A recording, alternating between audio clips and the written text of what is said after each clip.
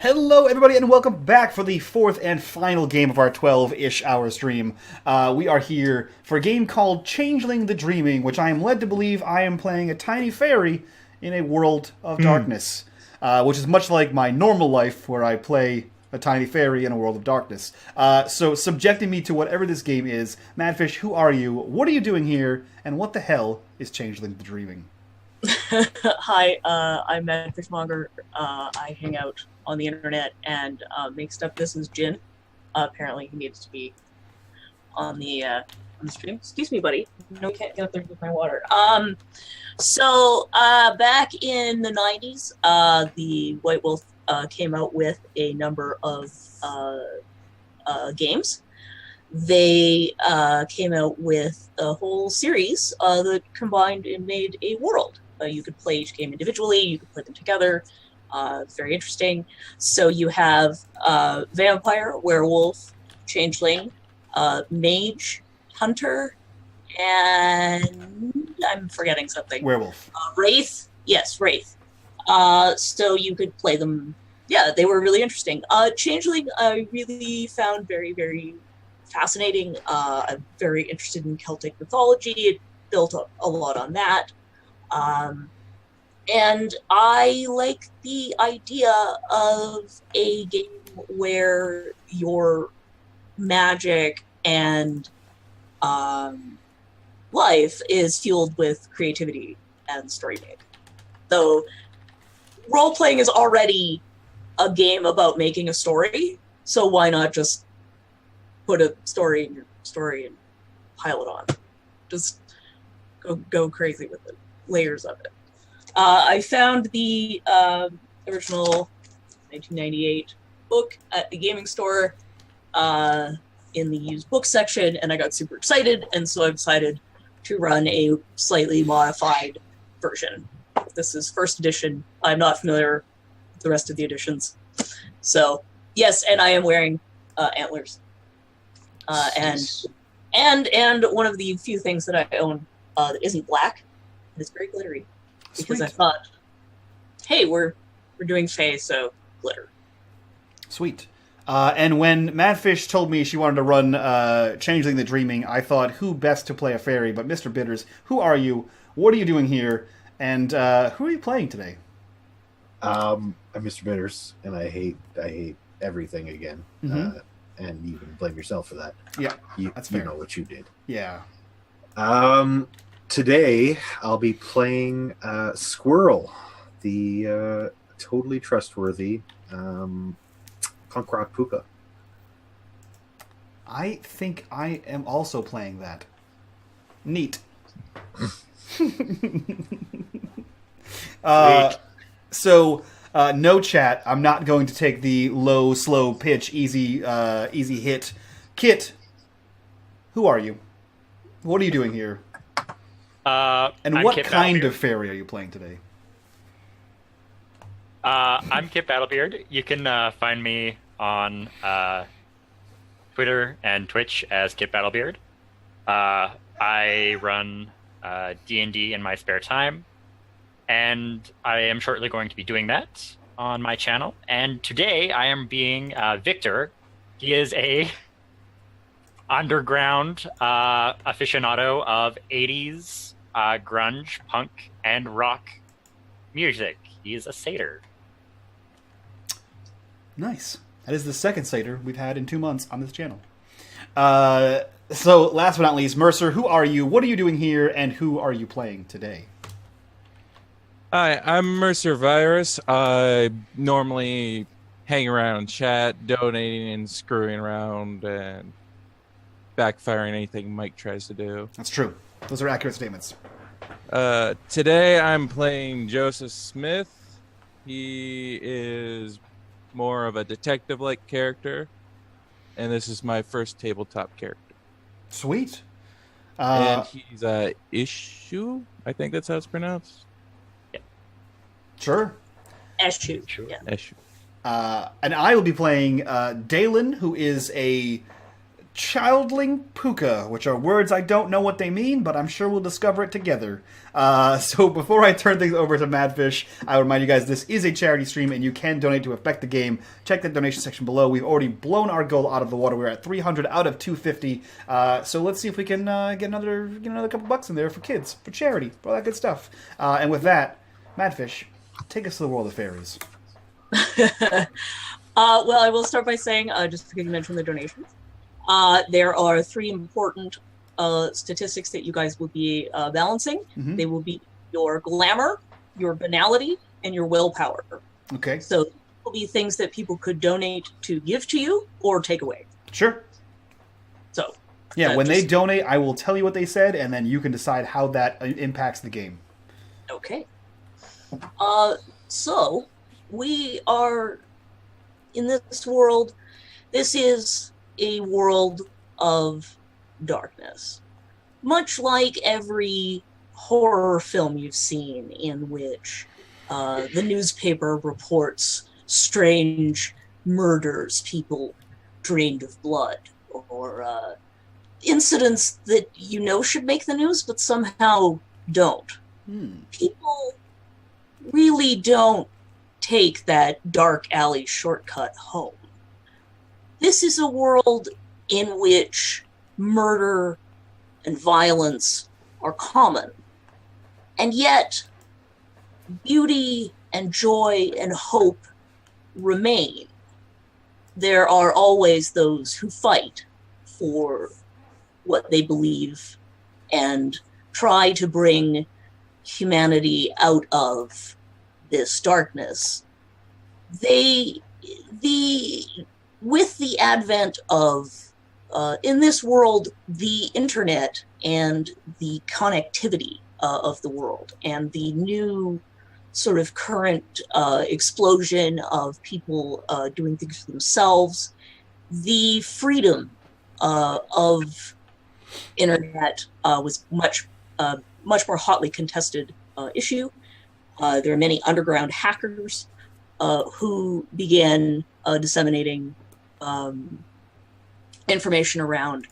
And this was quite good for the Fae, because there has been a little bit more glamour in the world. Fae, as one of the supernatural creatures that secretly exist in the world, are from a plane of existence that is sort of slightly left of the mortal world. It intersected, much like some of the other realms, in a very friendly way for many thousands of years. But centuries ago, something happened, and the roads between the two realms began to close. And slowly, over time, these roads closed more and more and more, and fewer Fae were able to go back and forth. They were finding themselves much lost in power and influence, and having to sort of hide themselves in order to conserve the magic that they used to use very freely. Throughout history, the Fae have experienced resurgences and losses of this magic. Humanity fears having hope and standing up for what is right in a world filled with corruption. Not only for practical reasons, but there seems to be a sort of animalistic understanding in the average human, where they know that if they keep their heads down, those little glowing eyes in the darkness behind you probably won't bother you. And it can be quite difficult to really encourage people to get together in positive ways. So this is an extreme challenge for the changelings, who find themselves born sort of randomly. No one really knows what it is that causes a changeling to awaken.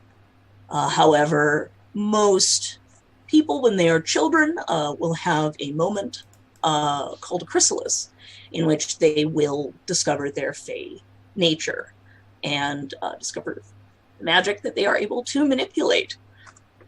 So I would like to start by asking some of the characters if they could ask about their chrysalis. How did they discover that they were Fey? What was their experience like? I'm going to go last. Okay. I can go first then. Sure. All right. Victor was actually at a concert when it first occurred. He was watching one of his favorite underground bands, and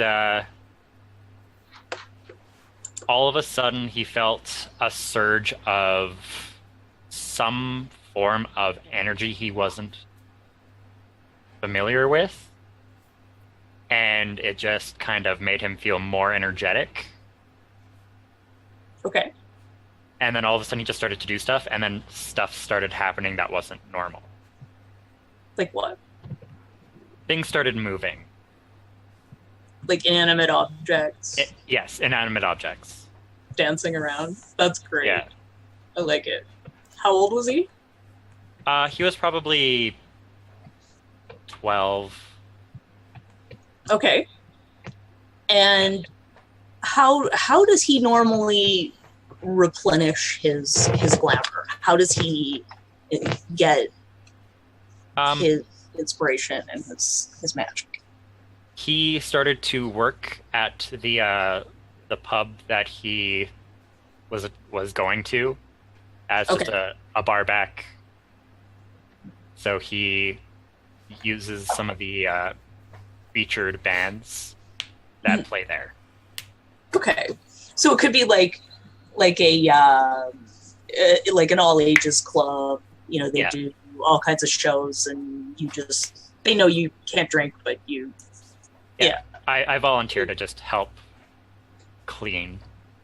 Yeah. And whatnot. So you just kind of pick it up from the ambient atmosphere. Yeah. Okay. People, whoever's playing, whatnot. Okay. What do you do to like encourage people who come to these shows to have a good time?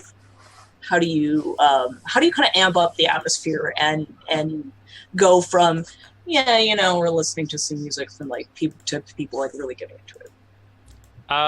He might flip backstage and actually start playing some of his own guitar that he has. Okay. And being that he is a satyr, he is slightly gifted with music. Mm-hmm. So he will use that natural passion that he has for the music to encourage whatever musicians are already playing to just play better. Okay.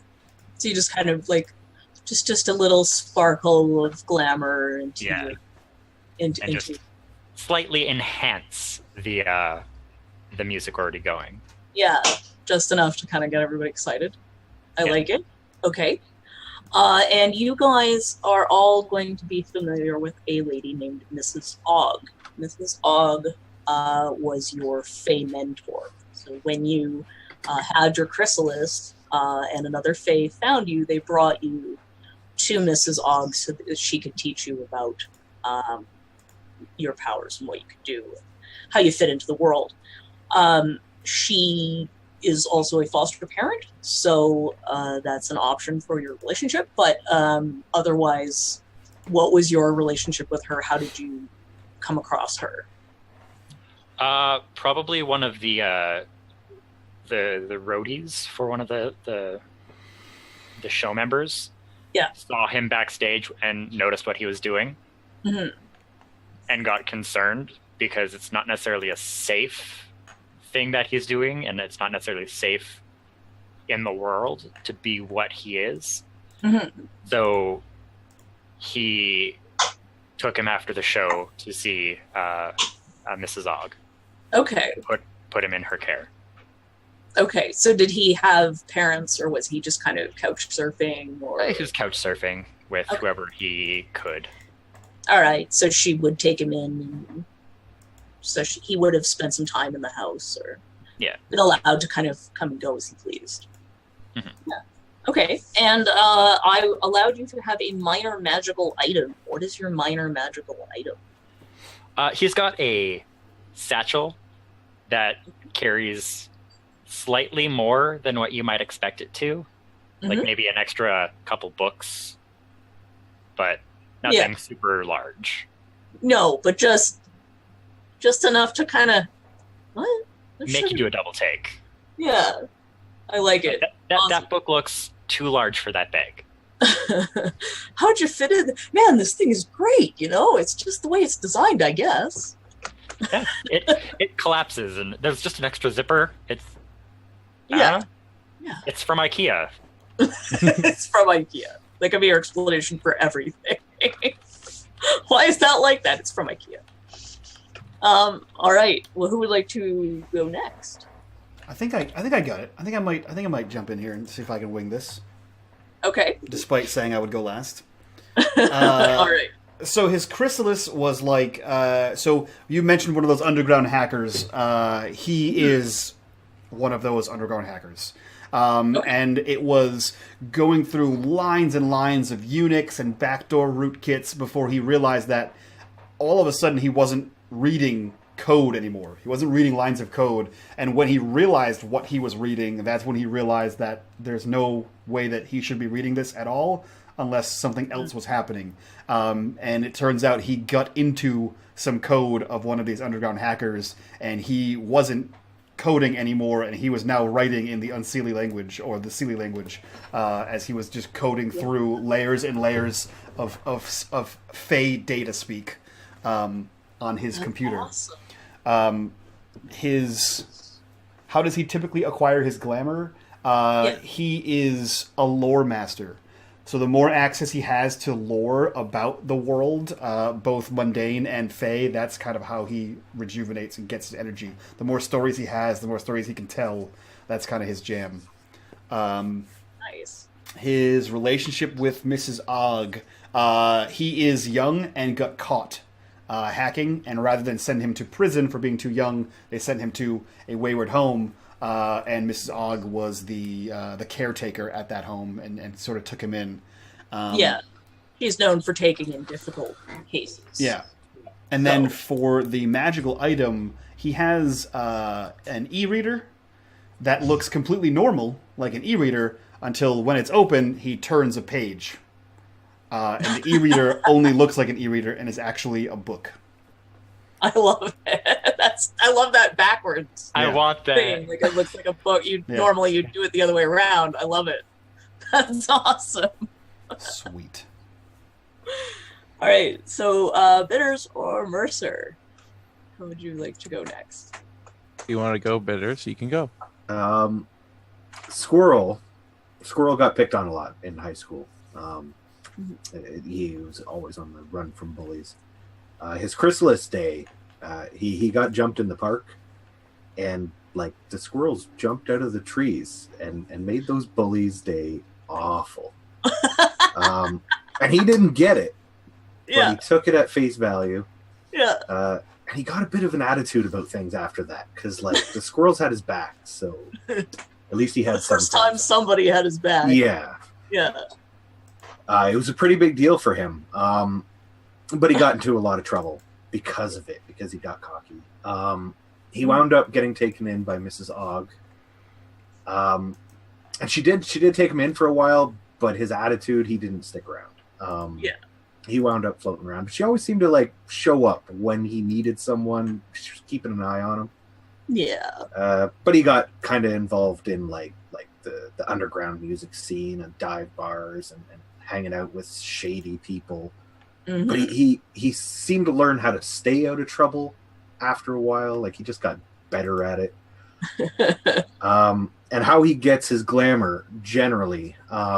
He's made some friends, like they're into music, people in bands and people in the industry. Just like being on the inside, he tells them about deals with one another. He shows them a little thing he learned on guitar. He'll just insert little bits of himself into this whole underground scene, so that Okay. He's kind of the behind the scenes linchpin of most of it. Yeah, like he writes that catchy little riff Yeah. that makes the band take off, and Yeah. I like it. People generally like him, but nobody trusts him. And his minor magical item is an actual air guitar that, under the right circumstances, has substance. That's pretty good. Great. That's pretty I good. really like it. That's fantastic. All right. So, Mercer. My character's name is Joseph. He's been in and out of the foster system for a majority of his life. He never even knew his real parents. Mhm. And he was more the person who would just wander off, never showing up. Yeah. And his main goal is to find out who his parents was. And his catalyst kicked in when he was around 10, and he realized he was able to start finding paths towards where he needed to go. Also, his connection with Miss Ogg was, at some point, she ended up being assigned his foster parents. Okay.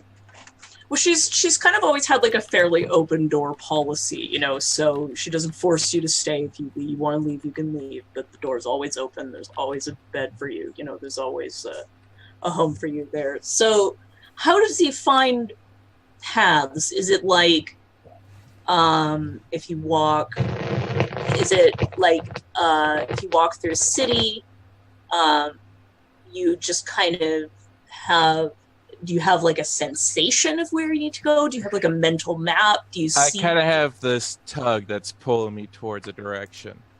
Okay. So you would just kind of like walk up to an intersection and like, and then just kind of go in whatever direction was pulling you? Yep. Okay. I like it. That's good. How do you, and if you were to, if someone was to give you something in particular that you were to look for, how would you find that path? If it's for a particular object, he would have to sit and concentrate on it. Mm-hmm. Because it's not a destination, but an object that could be moving. Mm-hmm.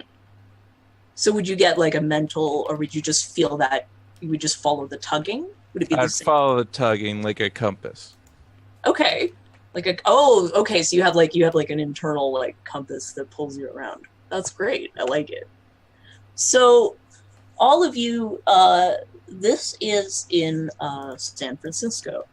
This home is in San Francisco. The San Francisco has been fairly heavily populated with changelings since about the 60s, you know, because of a lot of the underground movements going on there, and all of the music and everything, and just that ability to kind of continue to encourage that in the neighborhood.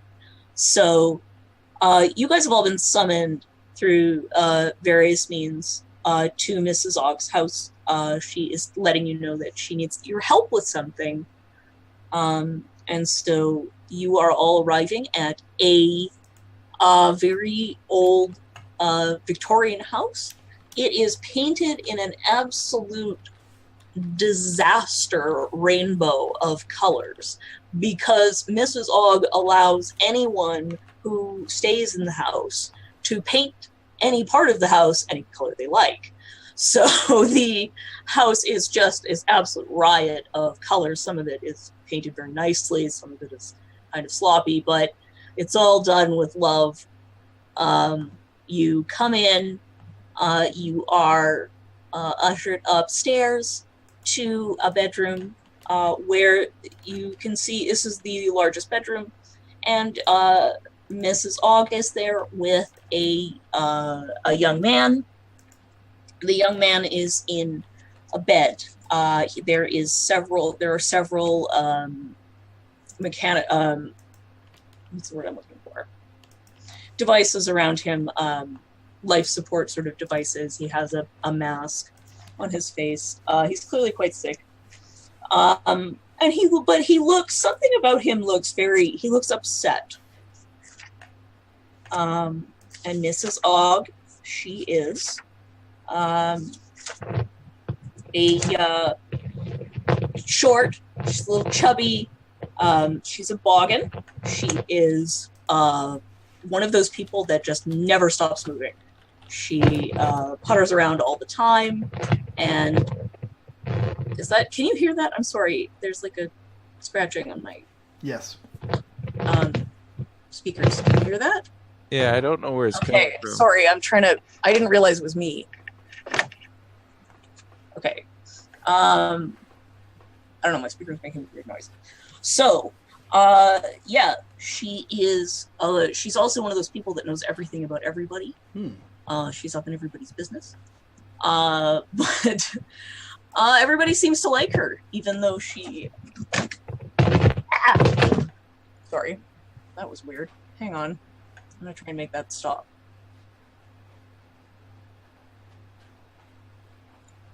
I think I got it. Okay. So she greets all of you very warmly. You all get hugs. She stuffs cookies in your pockets. How are you all greeting her? Is it friendly, warm, or are you suspicious?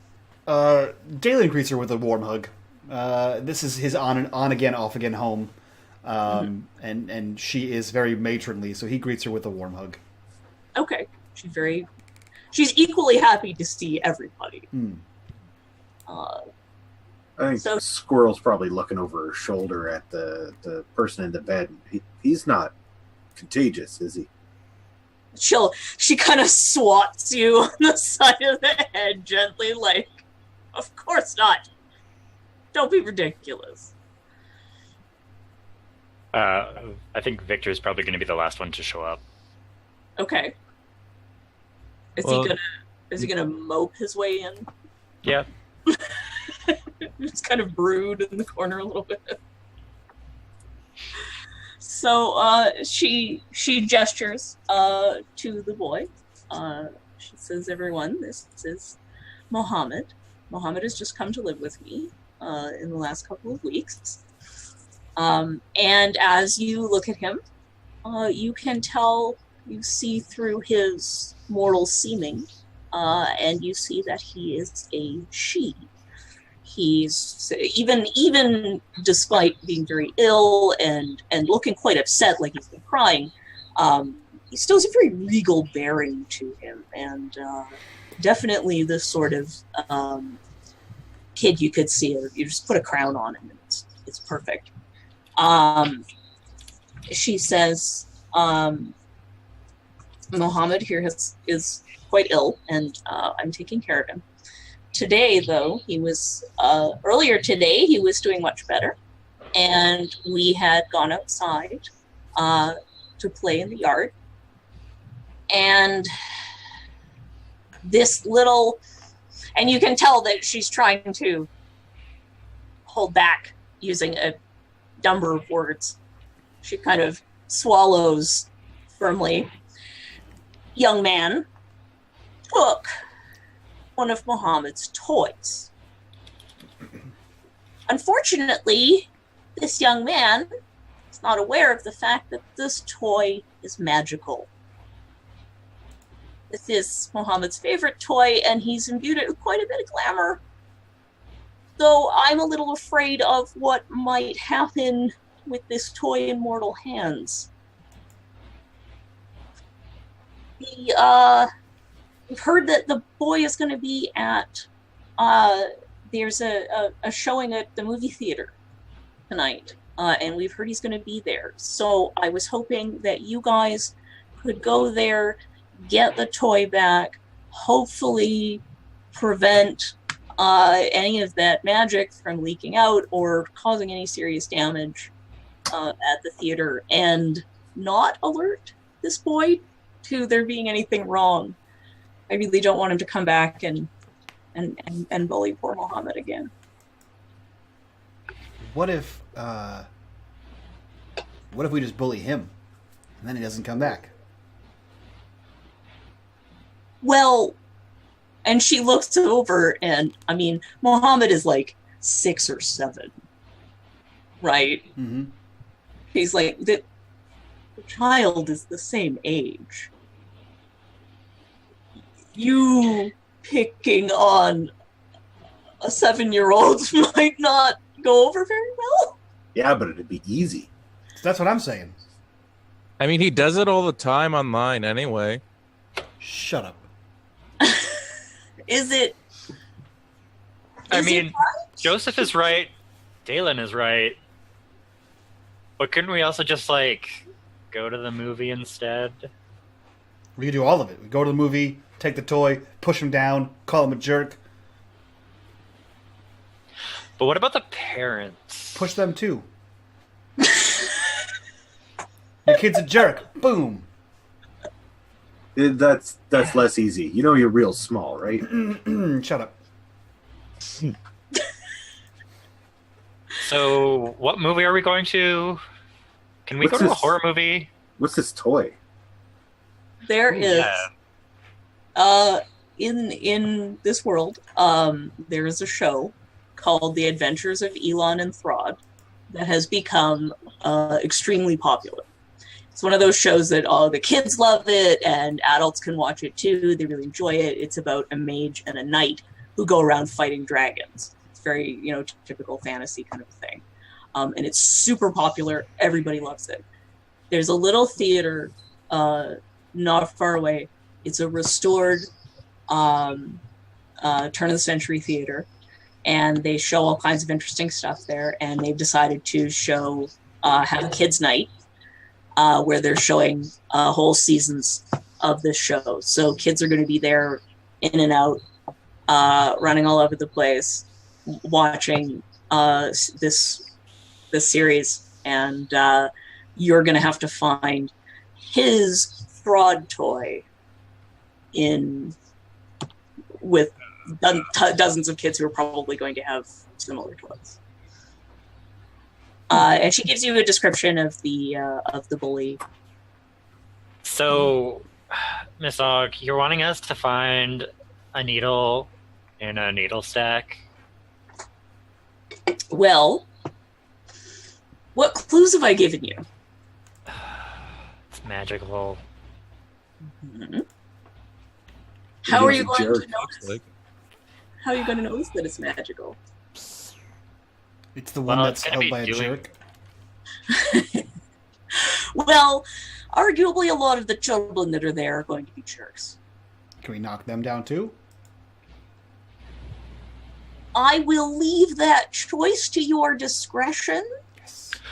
but I What will recommend against it. Consider the consequences. How about I see you in the middle, we push them down, but they don't know it's us because we do it without them seeing us. Deal. If you think that will stop the boy from coming back and picking on Mohammed again, Yeah, we promise we won't hurt them. mm-hmm. I'll make sure of it. Yeah. She gives you a little pat on the head. All right then. You and Mohammed looks up at you, and he's just like, he looks a little ashamed at being, kind of so upset, but he's just like, Elbows. It's okay. We're going to go push kids for you.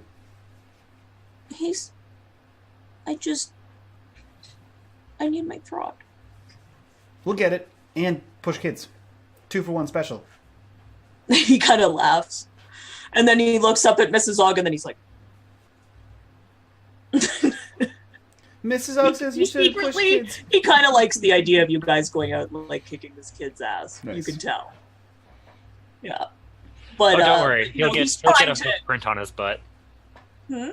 He'll get a hoof print on his butt. I mean, don't worry, Mrs. Og, he'll be fine. All right. So you guys can head out to the movie theater, or you can do, if there's anything you would like to do on the way. If there's any preparation you want to do.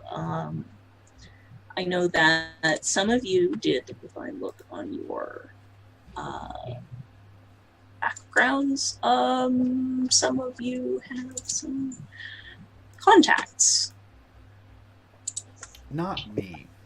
Not you. That's the contact. I do, but I don't think any of Squirrel's contacts would relate to finding toys. Are they Okay. all squirrels? I mean, mostly. Okay. But they're squirrels in high places. So he's a princess. Like on top of buildings and tall trees. Do they wear little Batman capes? Yes, they do. Bitters, when you tell me why do I keep hanging out with you people, it's moments like this where I go, why do I keep hanging out with you? Yeah. At least it's a mutual thing. Yeah, squirrels in high places like buildings and trees.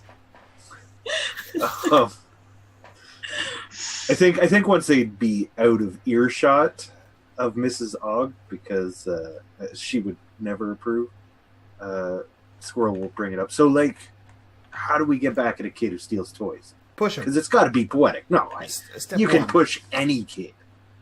Okay. We steal his toy and give it to this... whatever his name was. Yeah. Not just any toy, his favorite toy, though. But Yeah. eye for an eye is so mortal. Okay. So I mean, yes, What about- but it's not like we can't take his actual eyes. That would be too much for a kid. what about we run Metal the, as it is, because... oh my god. what if we run the reverse Santa Claus and take all of his toys? Ooh, I like that. And just leave that one crappy little dollar store toy. Ooh. Yeah. Or we take all of his toys, leave his favorite toys, but the toy has no eyes. Okay. I mean, they're mostly painted on, so Did you guys ever see that movie with Nail the polish talking remover? doll? with the talking Annabelle. How I'm sorry, I freaky don't- is a talking doll, right? Okay. He wants a magic toy. We should figure out a way to get him a magic toy. Okay. Oh, So he'll regret step it. 1, get doll. Step 2, push kid. Step 3, take all of his toys except for his Throg. No, Trog. we need Trog. Whatever. Animate Trog to talk to him and tell him that he's a piece of crap.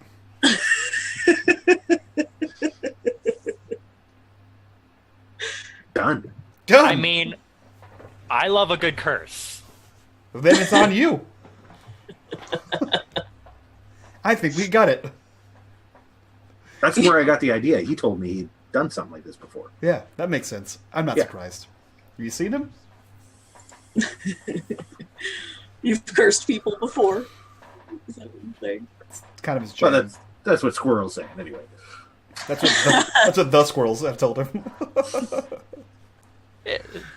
You totally cursed him. Yeah. All right. So where are you going to go first? Are you going to go looking for this kid's house, or are you going to go to the theater? I'll go look for the house. Okay. I have my pathway finding ability. Yes. I think we do hit the house first if they're not there. Yeah, I can Yeah. probably find the address on the computer. Oh, there you go. Okay. So both of you can try. Okay. Okay, so how this works is you have your attributes and then you have your abilities. So your attributes are physical, social, and mental. And what you do is you combine one of those with your abilities, which are talents, skills, and knowledges. So attributes are basically things that you is sort of more like how you're born or how you develop. So it's things like your strength, your charisma, your intelligence, whereas your abilities are more things like dodge and melee, linguistics, like things that you can learn and take classes in. So everything is D10s. And so what you're going to end up doing is you will add an attribute to an ability. And I will let you guys, either I can decide for you, I can let you guys propose what you think makes sense. So obviously, like if you were trying to do a backflip, you could mix dexterity and athletics. Okay. Right? That would make the most sense. Then what you'll do is you'll literally roll that many dice. So if you have 2 points in dexterity and 2 points in athletics, you will roll 4 d10s. Okay. I forgot to ask this at the beginning. How does specialties work? Specialties. It's like if you have like 5 pips in a thing, you get a specialty. Oh, yeah. That just gives you An extra die. and that gives you an extra die. Okay, Yeah. cool. Yeah. So you can do that. Yeah. And when it comes to magic, I am grossly simplifying it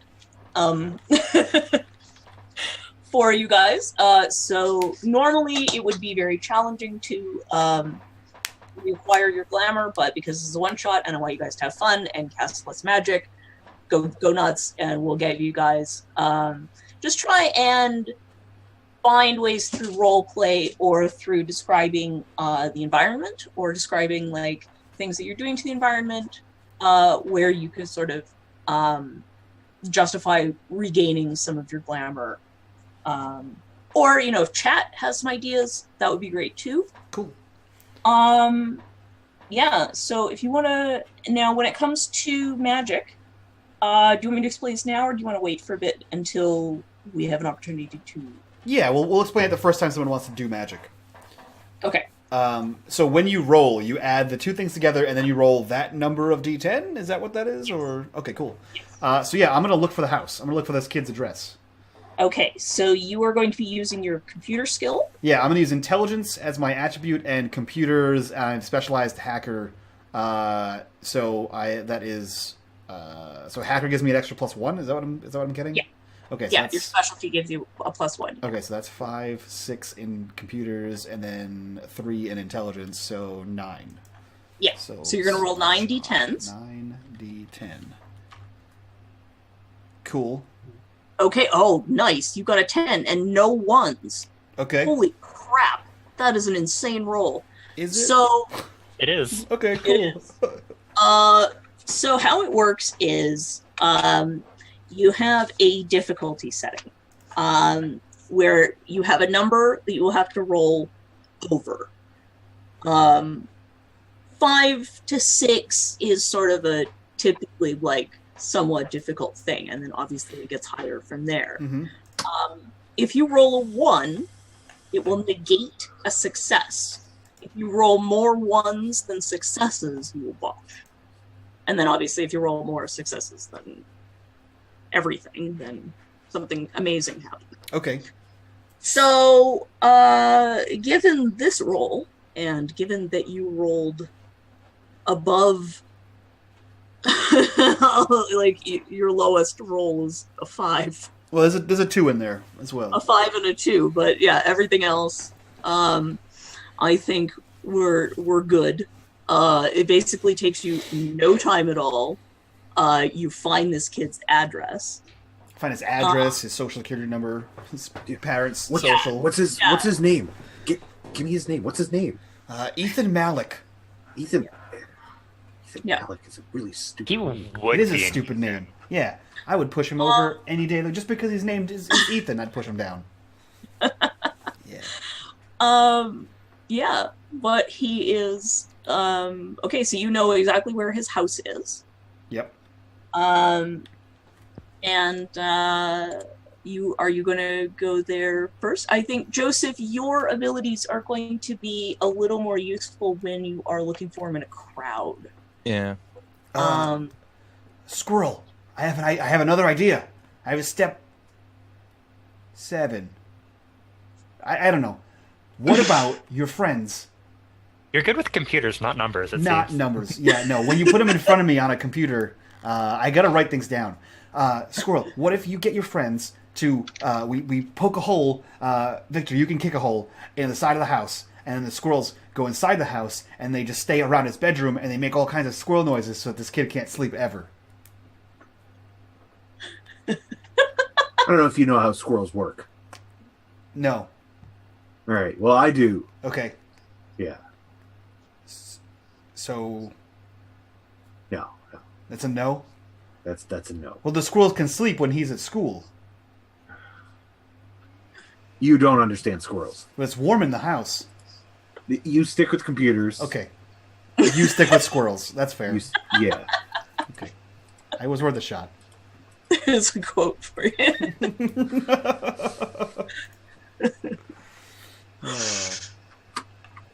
So yeah, I give out the address and this family's credit score, and we head that way.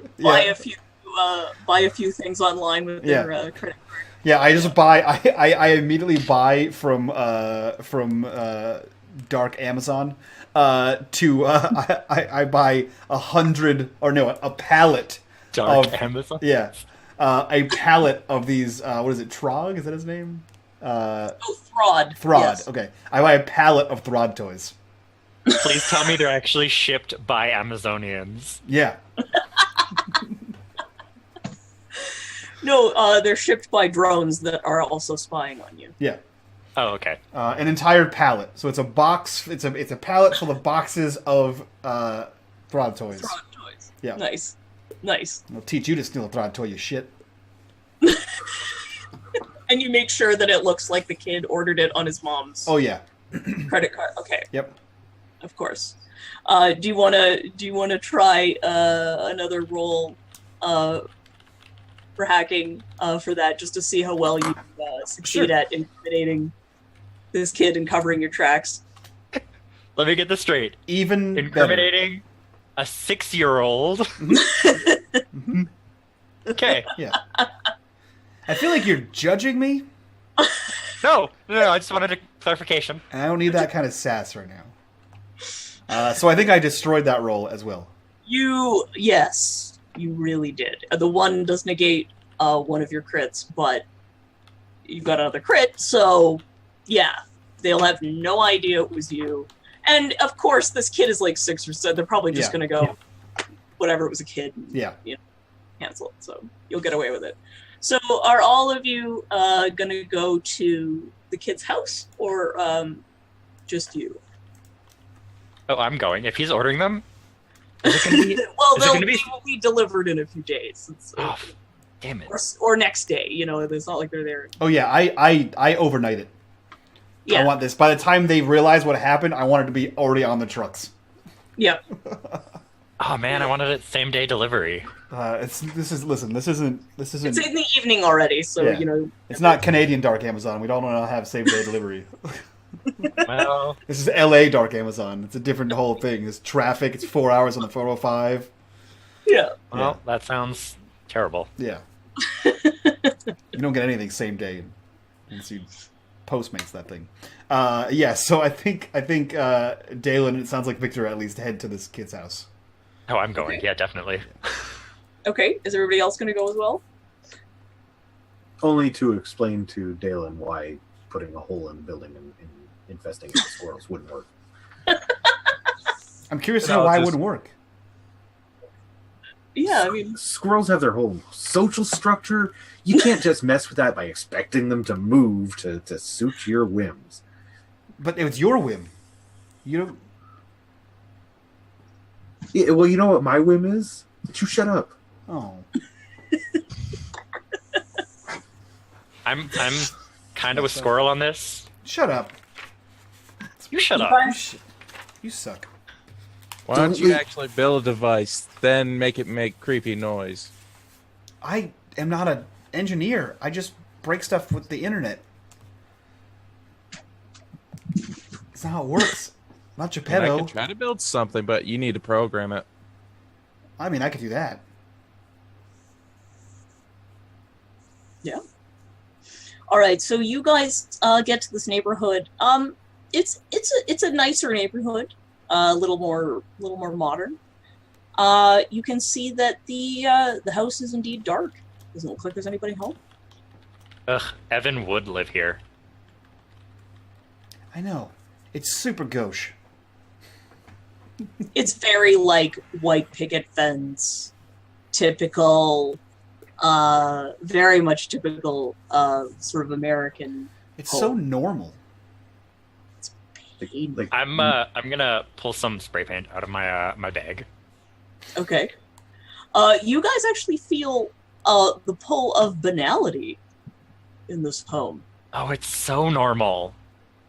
Ugh. Literally painfully normal. Kid, are you just playing yourself? Is that what's happening right now? Oh, these people are so regular. Oh, man. So what does that mean mechanically, or does that mean anything mechanically? Well, it means that it might make some of your magic a little more difficult to cast. Unless there's something that you think you could do to sort of chase away the banality. Like I said, I pulled out spray paint. Yeah. Yeah, so the things that you can affect with your magic fall into a number of categories. So, where is it? Oh, okay. So your art, when it comes to magic, your art is the type of magic that you're casting, and the realm is the thing that it affects. Your realms are actor, which is people, any person. Fae, all fae or fae creatures. Nature, so animals, plants, elements. Prop, any kind of inanimate object. A scene, location or a setting. Or time, meaning you can have the magic set off right away, have a delayed reaction, have a trigger that begins the magic, that sort of thing. So if you want to affect any one of these things in the house, if there's a way that you think that you could sort of drive away the banality, otherwise you kind of feel like if you spend too much time in this house, it'll start to get to you, and it'll definitely make it more difficult. It may, if you spend too long in a place that's too banal, it will actually start to take away points of your glamour. Oh, snap. Yeah. Okay. I would actually like to use some of my my magic to cast a curse on this residence. Cast a curse in the residence. Okay. Yeah. So With some of this spray paint. with the spray, I like it. Okay. So how I am simplifying this is that the arts and your glamour points. So what you're going to do is you're going to choose an art and a realm, and then you're going to choose how many glamour points you're going to apply to it. So your arts, these are the sort of types of magic that you're going to cast. So you have chicanery, which is trickery, befuddlement, messing with people. Legerdemain, which is like pranks, illusion, would allow you, this is sort of where you would use the equivalent of like a move. Primal, which is healing, resilience, so this would be sort of buffing yourself. Soothsay, which is luck, prophecy, or getting information. Sovereign, command and rulership. And Wayfare, which is movement and travel. Now, all of you guys have ones that you've chosen. What I'm going to allow, and hopefully this will work, but we'll see, is the ability for you to cast any art in any realm. However, those ones that you aren't specialized in is just going to be slightly more difficult for you to cast. So you have the opportunity to do that. It's going to be harder. And then what you're going to do is choose how much glamour you're going to put into it. So think of it like spell slots. If you use one, it's going to be a minor effect. Maybe you sort of, pick up an object, move things, just sort of minor effects, and then the more glamour you put into it, the larger and more complex the effect can be. So you are just going to, so just choose your art, choose your realm, and then choose how much power you're going to use, and then describe to me how you want that to work. I think I'm going to use level 2 Soothsay, because I actually have that, which is boil and bubble. Okay. And I'm going to place a curse on the house. All right. And Curse. I want to curse the fence and the doors of the residence. Okay, so you're choosing prop. You're choosing inanimate Yes. objects. Okay. Yeah. So I'm just gonna kind of start spraying paint over the fence, a big X on the door, right? Normies on the fence. Okay. Now now I would like you to make me a roll. And I'm sinking 2 glamour into it. Okay. So you can add your glamour to the dice pool. So No, wait, you don't do that. Sorry. I'm figuring this out here. So so just take off your 2 glamour. Yeah. And then you're gonna be rolling Soothsay. What are you gonna add to that? What attribute are you gonna add to that?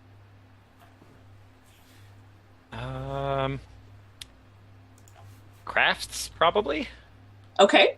because that's probably the most accurate. Okay. I'm using And- like an art. Okay. So Soothsay is luck and prophecy. Yeah. What is the result of the curse going to be? How is that going to affect? How is that going to be a luck and prophecy sort of thing? Things like the fence starts breaking, they try to open it, it either doesn't work, it swings back and hits them, their Okay. keys break, and the So- door So a curse lock. of unluck. Yeah. Bad luck curse. I like it. Okay. So give me that roll and we'll see how well that goes over. Now, this is like 7:00 in the evening. And you're in a residential neighborhood. It's not super packed full of people, but what are the rest of you guys doing to kind of distract attention from him spray painting on this house?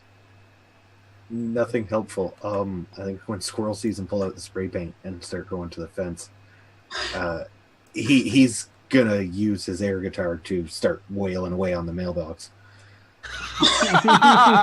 We're doing this? Fuck yeah! Okay, who has the highest wisdom? The wits? Wits, yeah. I have 2. Where is I that? also am a Under mental attributes. I have 1. Yeah, it doesn't look like any of you have wits over 2. no. No. I'm looking at your sheets here. Okay. So one of you has an intelligence of 3. That's Yep. me. Yeah, I do. That's to me. All right. So you figure out, in this neighborhood, they're probably gonna, once they spot you, they're probably gonna call the cops. So whatever it is you guys are gonna do, now that he's started spray painting and the other guy's wailing on the mailbox, do it fast.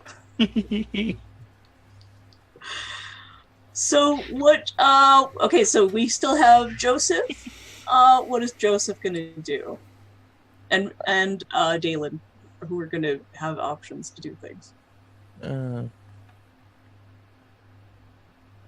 Joseph, you know exactly where this kid's room is.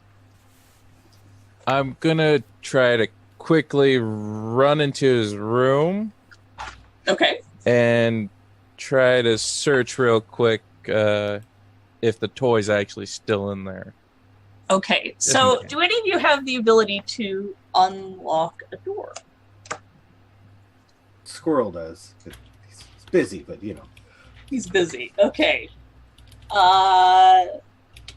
Okay, well, if he's occupied doing that, we'll just say he gets lucky. He gets unlucky lucky because the curse has been applied to the door. Badly. Badly. It's not going to be great. You know that this curse, the banality in this place was so resistant. It was really hard, but you'll get a couple of, breaks and rusted, annoyances. You'll get a couple of minor annoyances out of this. They'll be annoyed. It's good enough. That's good enough. All right. So you run up and you find this kid's room. This kid has all the toys. He has all the modern toys. He has the latest game system. He has a really nice TV in his room. I should have given you my bag. Yeah, this kid's place. This kid looks like he's kind of got it all. Yeah, and he's got lots of toys all over the room. Okay, so I'm going to use Soothsay and try to detect where the toy is, if it is in this room. The magic toy? Okay, well, your ability to sort of sense fey magic is kind of a constant thing around you. You will just sort of pick it up ambiently. And you're not getting that sensation here. You're not feeling like the toy is here, like the magical toy is here. All right, then I try to quickly feel the one toy he has the most attachment to and snatch it real quick. Okay, so why don't you roll for me? That sounds like an empathy roll. So roll charisma plus empathy. 2 charisma. And then, see if you can get a sense of... And you're going to spend some glamour on this? Trying to find... I'll spend 1 glamour. Okay. So I have 2... I have 1 in empathy, 2 in charisma, so that's 3. Mm-hmm.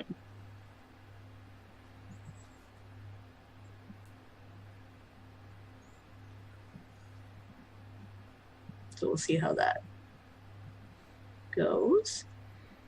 And you said you were... and you have... Okay. Let's see how this goes.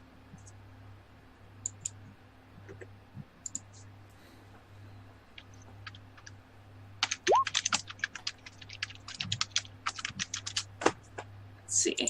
Did it roll? Oh, no, you can... Yeah. Do a /R, and then don't put a space between the 4, but no space between the D and the 10. Oh, okay.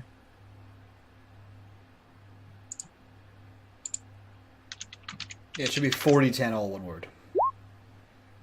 No, 40-10, all one word. Or like this, yeah, R 4D10. Sorry, I'm doing too many things at once. There you go. Mm-hmm. That is a damn nice roll. Yeah, you find up in the top back shelf a beat up old teddy bear that clearly this kid is very attached to. Take it and leave the eyes. Yep. I grab it and quickly leave. Okay. So you're running out of the house. Dalen, are you going to be doing anything while everybody is apparently messing with this house? Yeah, what are we doing with the toy? We just taking it? I thought we were taking all of his toys. Except for his favorite one. I thought that was the plan. Well, you took the favorite one. It was a real loose plan. It was a loose plan and put it in first and almost dusk. Everyone can see it. We don't have time. Oh, God. Okay.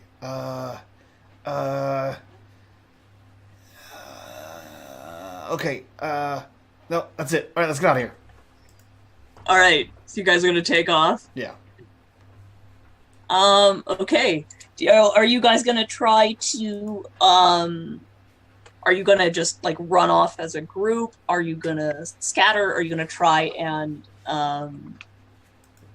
or are you just gonna walk off confidently like nothing happened? I think Dalen's just gonna walk off confidently like nothing happened. Okay. Yep, Yeah. definitely. All right. Squirrel's really done a number on this mailbox. I think he's gonna office space it, like get about 10 steps away and then turn around and go back and just start going at it a little bit again till someone pulls him off. Yeah, okay, so Squirrel, you do this, you turn around, you go back, and you're wailing on it, and all the rest of you see across the street two people coming out of their house, and they stop, and they're staring, and you can see them kind of tilting their heads because Squirrel is swinging nothing, and yet it's being smashed. I'm gonna run back and pull him off the mailbox. Okay. As he's being pulled away, he's yelling at these looky-loos. "Yeah, it could be your mailbox next." All right, they're just, what? Stupid kids. You can see, they're getting out the phone. They're gonna Run. Everybody run! Scatter! All right. So you I like guys, that with you guys. take off. We all meet up at the theater. All right. So you meet up at this theater. You get there. The night is fairly warm, humid. You come to this area.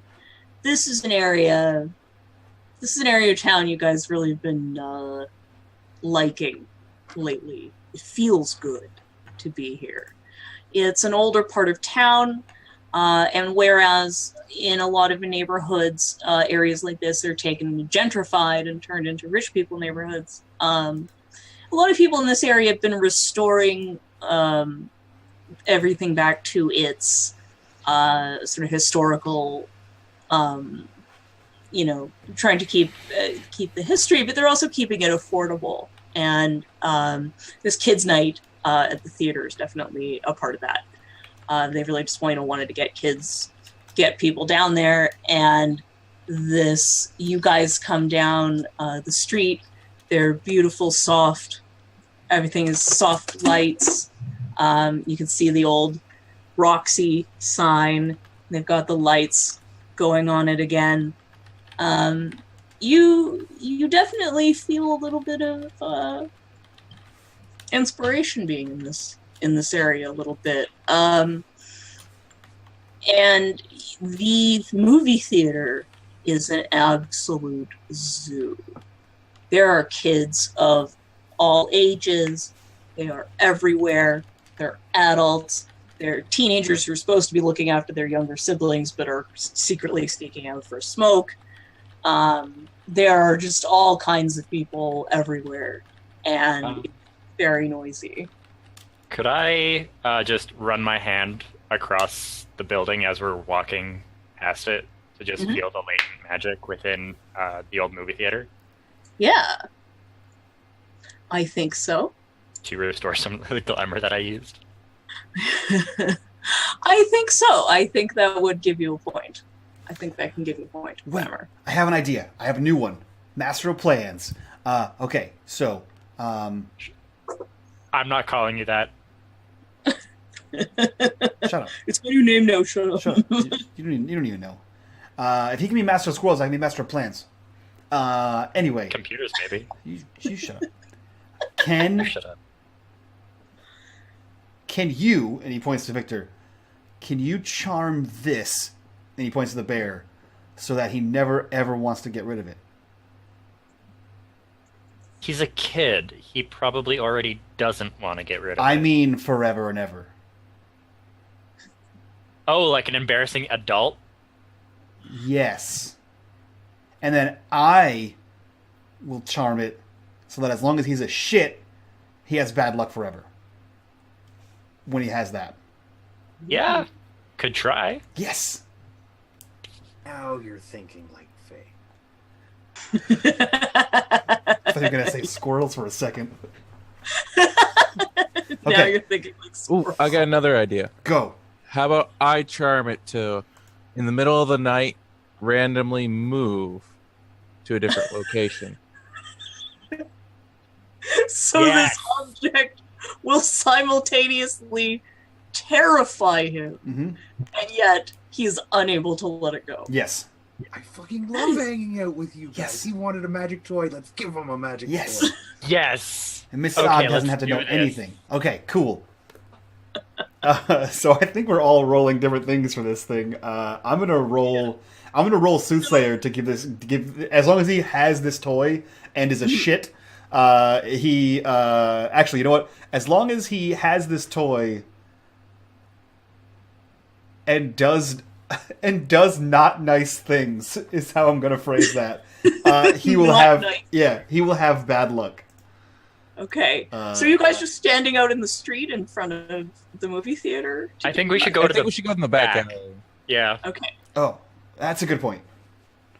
Okay. So yeah, we go behind the place.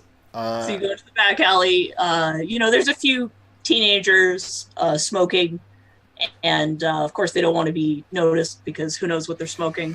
So they're trying not to look at you, and pretending that they don't see you, and they're just assuming that you figure they're probably assuming that you're doing the same thing they are. Yeah. Yeah. All right. So I'm rolling Soothsayer and Prop. Is that correct? Okay. Yeah. Okay. Yeah, Cool. it would be prop because it's an object. Cool. So I am rolling 7. Okay. Oh, that totally negated your crit. Yep, it sure did. But the rest of the dice are pretty nice. The rest of the dice are pretty nice. So you feel like you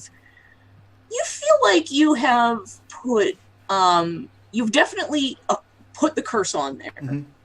Um Oh yeah. So how does spending glamour work? What are the different levels of spending it? So it's really up to you how much you want to spend it, but you want to be aware that your banality doesn't get higher than your glamour, because it'll make it more difficult for you to acquire glamour and get rid of the banality. Okay. So yeah, you normally you're very judicious with your uses of things. Oh, and I forgot to explain, I'm sorry. You can spend a point of willpower anywhere at any time to guarantee you one success. Okay. Cool. So the more glamour you put in, the more powerful the spell is. Yeah. Okay. Cool. But then you run the risk of your banality, overpowering your glamour, and then you're going to have a much more difficult time regaining your glamour, and you're going to have minuses to sort of using magic. Cool. I'm gonna put 4 glamour into this charm. Okay. So I'm going to say that is going to, and your intention is that this curse is going to be long-lasting. Yeah, so like my intent is for all of these things to work together. So like the curse is, as long as he has the bear and does not nice things, he will have bad luck. That way when that he's Victor always gonna have Yeah. the bear. Yes. Yes. Yeah. So you feel like you've definitely, with that amount of glamour put into it, Nice. you have definitely imbued this for quite some time. How does this look like now? Oh, and here's the part that I haven't been getting you guys to do, and I'm going to do this now. When you use your magic, the glamour makes a sort of demand of you. So you're going to have it's essentially your material or somatic or component to your spell. Mm-hmm. So it's never really going to be exactly the same twice. What is it that you're going to have to do in order to cast this spell? Usually has to be something kind of silly or something that would make people give you odd looks or... Okay, cool. For this spell to work, he has to enact a strange act of kindness and he does so by imbuing this thing with unluck, and then he plants a big kiss on Squirrel's mouth. So your random act of kindness is to give Is to express love for Squirrel. his first kiss. Mhm. Squirrel, how are you feeling about your first kiss? Not so good. Not so good. Are you sure? It's okay. What is He's a wrong good with you? kisser. I had to do it. Come on. What do you? You always say you have to do it. Most of the time, it's true. Yeah. I don't believe anything you have to say. Look, I'm not Just- gonna kiss him. He has hooves. Okay, well, no, I like this curse plan. What do you have wrong with satyrs? Nothing. You know where you've been. I will give you both a hoof up the ass. Listen, I like these. See, that's where you've been. Listen, let's. You know where you've been. No one talks about this outside. I got a reputation. The squirrels, they're very You know what? I will let everybody at the bar know. The squirrels are judgmental. Don't let them know. Yeah. I think I saw Tinos will take a picture over there too. Oh no. Okay. You guys, Okay. you your guys turn. finish cursing. I'll be back. Okay. So- Miss you. When you do this curse, is there like a light that comes out of your hands? Is there like a symbol that appears? How does it manifest itself? Are the eyes still in it? For the Yeah, record? it's just an old beat up teddy bear. Okay. He just grabbed it and ran. He Okay. didn't do anything. Cool. Yeah. There is a Fey rune. Not to be confused with Fey rune. There's a Fey rune that appears in both of its eyes and sort of glows this like almost sinister glow, and then it Nice. fades back into it. I like it. I like it. Okay, who's next? Who's next for cursing? I'll do mine. So I'm just imagining you guys all like standing around a garbage can, and you have like this bear sat on a garbage can, and you're all like huddled around it. Yeah. And like there's another group of teenagers all huddled around a garbage can, but they have like a bong, and you guys have like a teddy bear.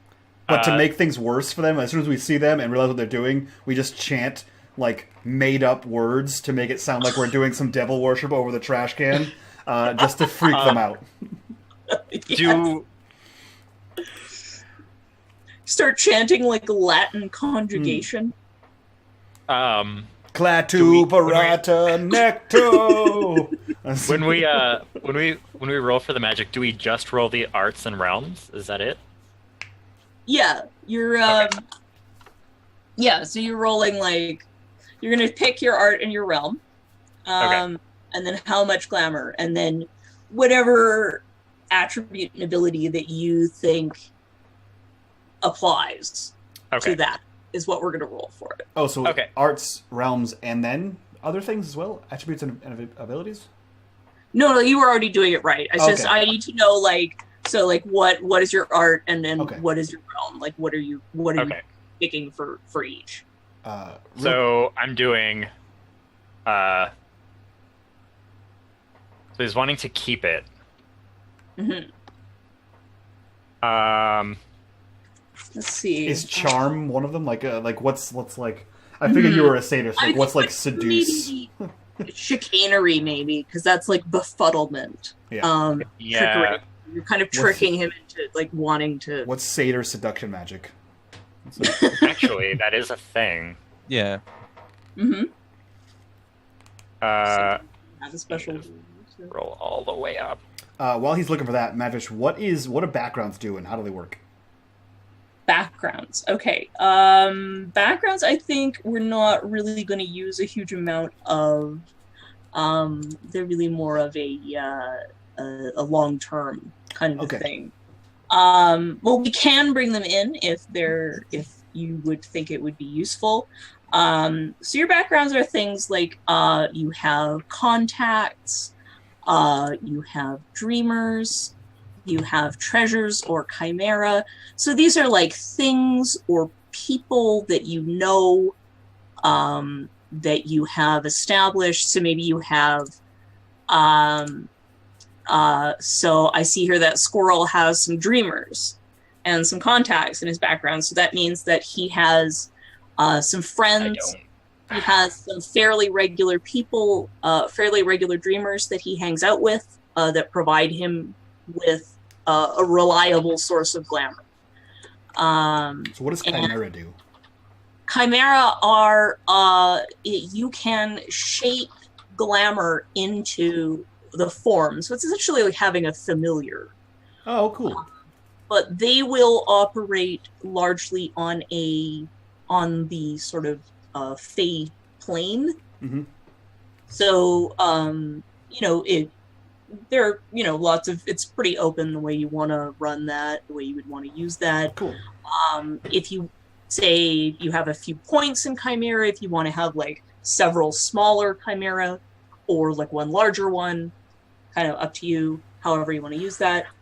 Those things typically come into play more often on like in more of a campaign setting where you would be using that over time. But if you think that there is anything in that you could use that would be useful in your current situation, then yeah, absolutely, just go ahead and make it up. And entirely up to you. Cool. Like, it's all imagination based. Okay.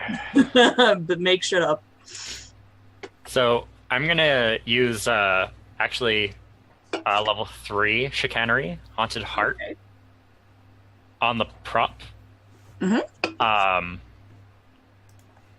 So that creates an emotion based on an object, and I want that emotion to be, as weird as it sounds, absolute desire. Okay. But not in like any weird sense of the way. It's more of a, like we said, he doesn't ever want to get rid of it. Okay. Yeah. Yeah, I can see that. That works. So I want to sink 2 willpower and 2 glamour into that, so I can get 2 successes. 2 successes, nice. And 2 glamour is a reasonably powerful spell. Okay. So roll. What do you? And I think that's going to be like. So what do you think is going to work for that? I'm thinking manipulation. Okay. Yeah. And occult. Or no, manipulation and empathy. Probably. Yeah, I think that makes sense. Yeah, manipulation and empathy definitely makes sense. That's 4.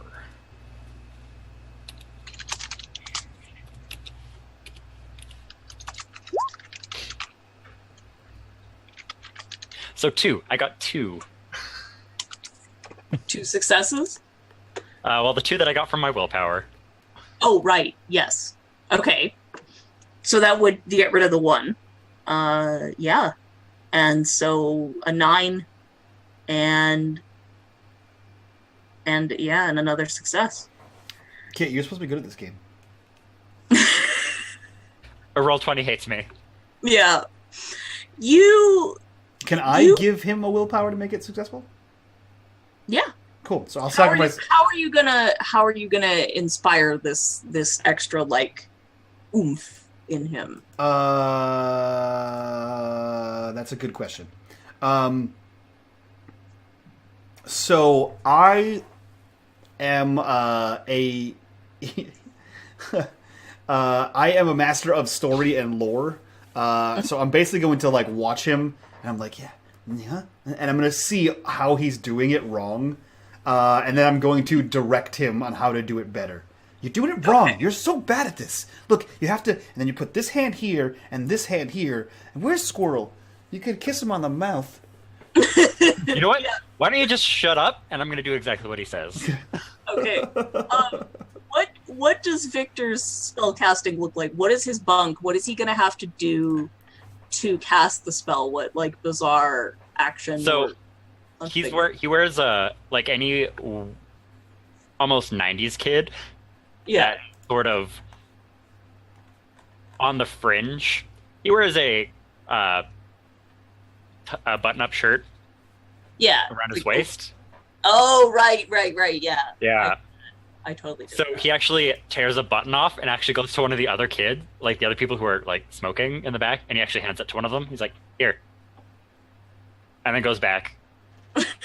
Okay, so this kid turns around and he's like, "What?" And he just takes the button from you, and he's like, at first he's just like, "Oh, thanks," just sort of like a reflex because you're handing him something, and then he And I starts, just walk away. and it seems like it's taking him a few seconds. And he's like, "What? What?" And he's just standing there staring at this button that this random stranger has just given him for no apparent reason. And he just kind of turns around and shows the group this button, and they're all like, "What?" And they're all like just kind of looking back at you're like, "What the hell?" Like they're trying to figure out if this is like And then he does that thing where he like jumps up and like clicks his heels, keeps walking. like a cartoon. Yeah. How does your magic look when you're imbuing the bear with this curse of desire? This curse of There looks like there's vines almost coming off his fingertips, and Okay. there's sounds like there's music playing, but only we can hear it, okay. and it just goes into the bear. I like it. So who's is there another curse going into Yeah. this? All right. I'm gonna try to make it move, and I think I can use Legenderman. Ledgermain? Ledgermain. Yes. Okay. Yes, definitely. That is the pranks art for sure. So, what act- The Fallen Ones donates $3 and says, "Bully that kid. Here's a crit to success." Yeah. Nice. So, all right. So you're getting a crit. You're getting a crit success on this. So describe to me. We're not even going to bother rolling. Okay. You can just describe to me how you what your bunk is. So what you have to do in order to cast the spell, and what your magic looks like as it's being imbued into the bear. In order for me to be able to make this bear move around when no one's looking in the middle of the night, I have to cut open my finger and place 3 drops of blood inside the bear to give it life. Okay. And That's so Creepy. the rest I love it. are you guys? So this is obviously the part where you guys are going to be doing the chanting of the Klaatu. Oh, yeah. Oh, yeah. Okay. So this other group of people have been like, they were trying to look over you and figure out what the hell was up with this guy giving you a button, and now they see you cutting your finger and chanting, and that survival instinct of people are doing something kind of spooky, we need to go, it kicks in, and they pack up their bong and off they shuffle. You have successfully scared away the normals. After Dalen kissed him, Squirrel had gone and like interjected himself into the group pretty casually. Yeah. Just slid into the circle and Like when the next pass was his, and he's like, "Oh, thank you." yeah. after the button was passed, he's just well, these guys are creeps. And so as they start to like disperse, he's left standing there like, yeah, no, you guys go ahead. I'll take care of them. Oh, there he is. You could have kissed him. No, I know where he's been. It's a risk I took. He kissed you. I know. Mistakes. I don't want none of that. Listen, have you guys done your thing? Yeah. Okay, anyone got money for tickets? No. I'm gonna lift my bag and like reach down, and my hand just kind of like goes further. Like way further than it should into the bag. Like, you'd think my arm would stop like here, and it goes like down further, and I pull out just a wad of cash. Yeah, I got. I'm good. Or we could just open that door right there. It's the back door. It's one of those With fire no handle on it. doors with the no handle. Yeah, Gotcha. but I mean, you can try. You know what? I feel like everyone else is showing off, so like here. And Squirrel will like pull a belly button ring out of his belly button Okay. and crouch down beside the wall. He's got a belly button ring. Yeah, he's real cool. He is. And he's gonna like look like he's like trying to clip the belly button ring onto the base of the wall. Okay. And I'd like to use what is it? Nature on the inanimate structure of the wall. That's Okay. my lore Your realm. realm. That's the thing. Yeah. Okay. And Wayfare 3, I think it is the portal passage to create a door. Like as he pulls up, it's like a zipper. The wall kind of just like opens up from the belly button ring. Nice. And Dalen hops next to you, puts his hand behind his back, and leans forward. What's with all the This kissing magic. You know what happens to guys who go around kissing kids? Yeah, guys and kids. That's there's two things that we aren't. You're gonna get real banal one day. Tell you. Yeah, you totally are.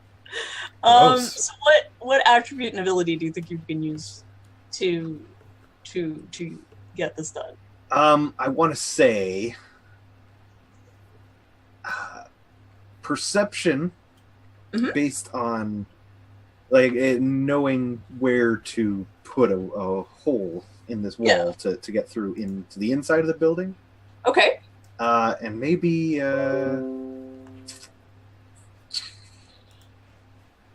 security is a secondary. That works. Yeah, I think can that's a see good that. That makes perfect sense. Okay, so roll those together, and then describe to me what your bunk is going to be and what your magic is going to look like. Ooh, one crit fail. But Yeah. the ones are good. That's okay. His Got a 6 and a 7. That's 2 successes. bunk, usually he's pretty punk rock in his personality. So his bunk, as Dalen like puckers up for that kiss, he's just gonna headbutt him right in the face. Yeah, so he has his eyes closed and he gets headbutted. Ooh, that was a whopper. And he's I'm just gonna like just hand spending over the a high one five. glamour. He's just gonna spend the one glamour. Okay, so your success did not go over very well because the 1 negates the 9, and then you just have 2 successes and a 6 and a 7.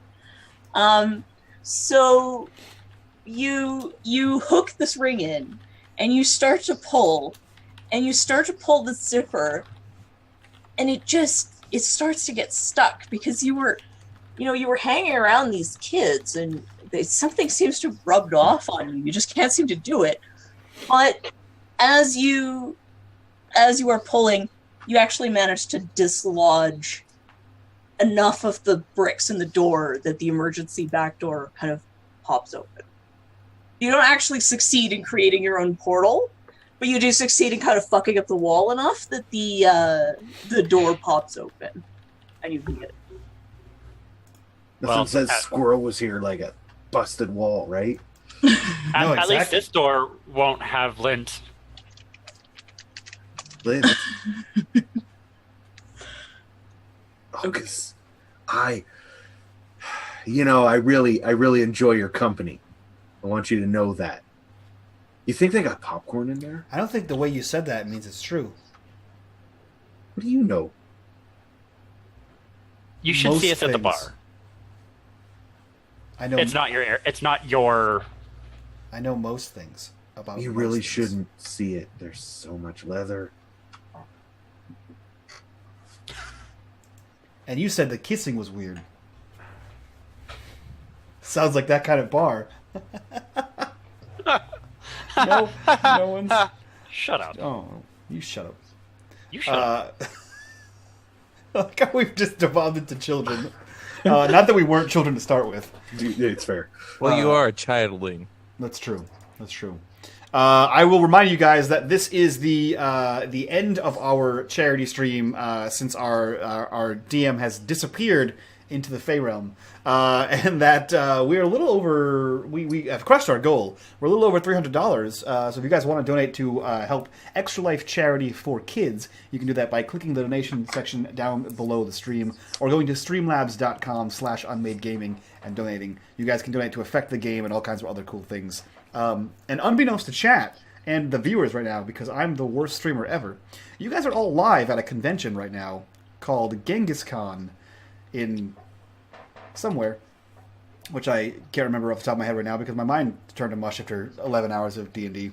But we're actually working with a buddy of mine, and we are being streamed live at a convention right now. So pressure's on, guys. Be entertaining. Be the best you can be. I'm always the best me I could be. We know. Oh, no. We know. We know. That doesn't sound... You have that.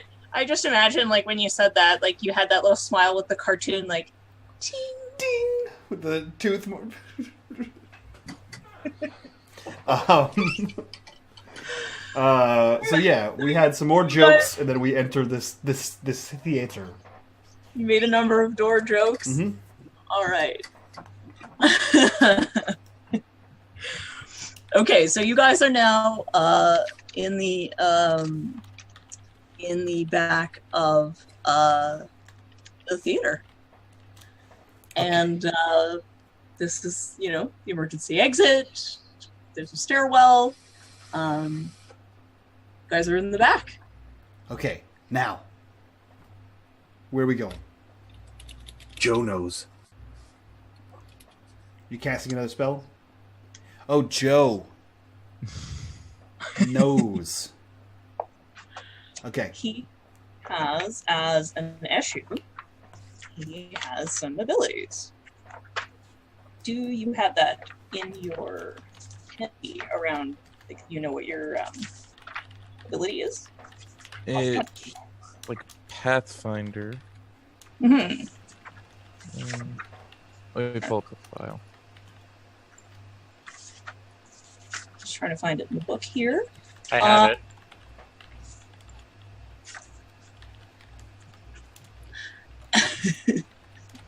Issues. Oh, wait. No. Where'd it go? It's in here somewhere. We'll find it. We're professionals. Who aren't... Someone is, Yeah, so I haven't played this game in like 15 years, and and a lot of these found guys. it. So there you go. Spirit Pathways. Hey, there we go. Okay. Have an uncanny knack of direction. Often arrive just the right place, just the right time. Oh, okay. All right. We follow the most interesting route possible, though. The most. Most likely to get in trouble. All right. Let's go through the kitchen. We're at a theater. There is no kitchen. Yeah. There's always a kitchen. It's a movie Where do theater. they make the popcorn? It's at the In front. the popcorn maker. Yeah, there's a Kitchen. concession stand here. That's the kitchen. It's a yeah. concession stand. It's the kitcheniest place in this building. It's all microwaves. All I know is that There's a microwave after in the hanging out kitchen. with those kids, I need popcorn. Yes, you can definitely smell popcorn as you come in here, and you can hear, because you guys are now behind the screen, so you can hear the show playing. You can hear all the kids yelling and screaming and running around, and you can hear those kids that have seen the show 100 times, like talking along with the show. Yeah, it's bedlam in here. Like there are just kids everywhere screaming. But you are in the relative quiet of behind the stage. But Squirrel, why stop at popcorn? They have nachos and hot dogs and chicken fingers. Just fill those cheeks, man. Those cheeks. This is what we're doing here right now? I don't understand. I don't understand at all. What do you mean? I don't understand. You said you wanted popcorn. Why stop? Eat it all. Get every one of them. He's not a rabbit. He's a squirrel. Joseph, you get the sense that your target is moving about the building, kind of going, maybe like around the theater a little bit, maybe going out into where the concession stands are. Rabbits don't stuff their cheeks. Squirrels do. Well, Rabbits looks like do. we're gonna need to go near the concessions anyway. Shut up. Yes! You shut up. You shut up. So what do you think the most interesting route from an emergency exit in the back? Well, since I'm also reckless, as a trait, Uh-huh. I'm just gonna go run through the screen. It is the most interesting route. It is. Absolutely. We all thought it. As soon as you asked the question, we all thought it. So are you gonna like break through the screen, or are you gonna like just kind of like slip through it, or like under it, like duck under it, or I want to grab Squirrel's belly button piercing and then just rush at the top of the screen, then jump. You're just gonna pull his belly button pieces out? Yeah, I think about this point, Squirrel's probably like trying to get it back in it. The fuck? So what we can do here is an opposed roll. So you guys will decide what you guys are going to be rolling for this, and then whoever gets. So you guys will just have to come to an agreement on something that you feel is fair, and then whoever gets the most successes will succeed at either attaining this object or not. I'm going to use my strength and intimidation on it to Okay. get the ring off of Squirrel. Okay, and how many dice would that give you? 3. 3. Okay. Squirrel, what are you gonna do to resist this? He wasn't paying a whole lot of attention. Okay. But I'll give him alertness and Okay. And maybe dexterity. That makes sense. Yeah. Okay. So you guys both roll, and we'll see who gets the most successes.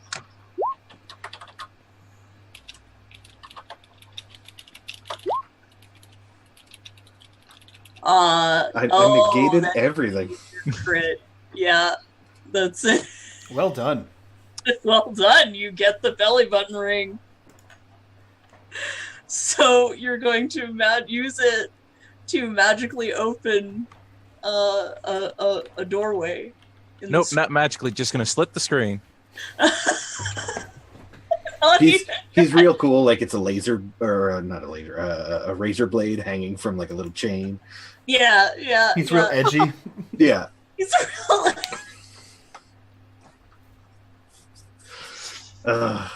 It's like, when the 80s were cool, when you had that earring that was the dagger? It's like that, but for Yes. belly buttons. Yes. That's what I would have. Yeah. Oh man, be careful with that. My grandma got me that. It was my Your grandma grandma's. got you? Why would your grandma be getting you a belly button piercing? It was my grandma's.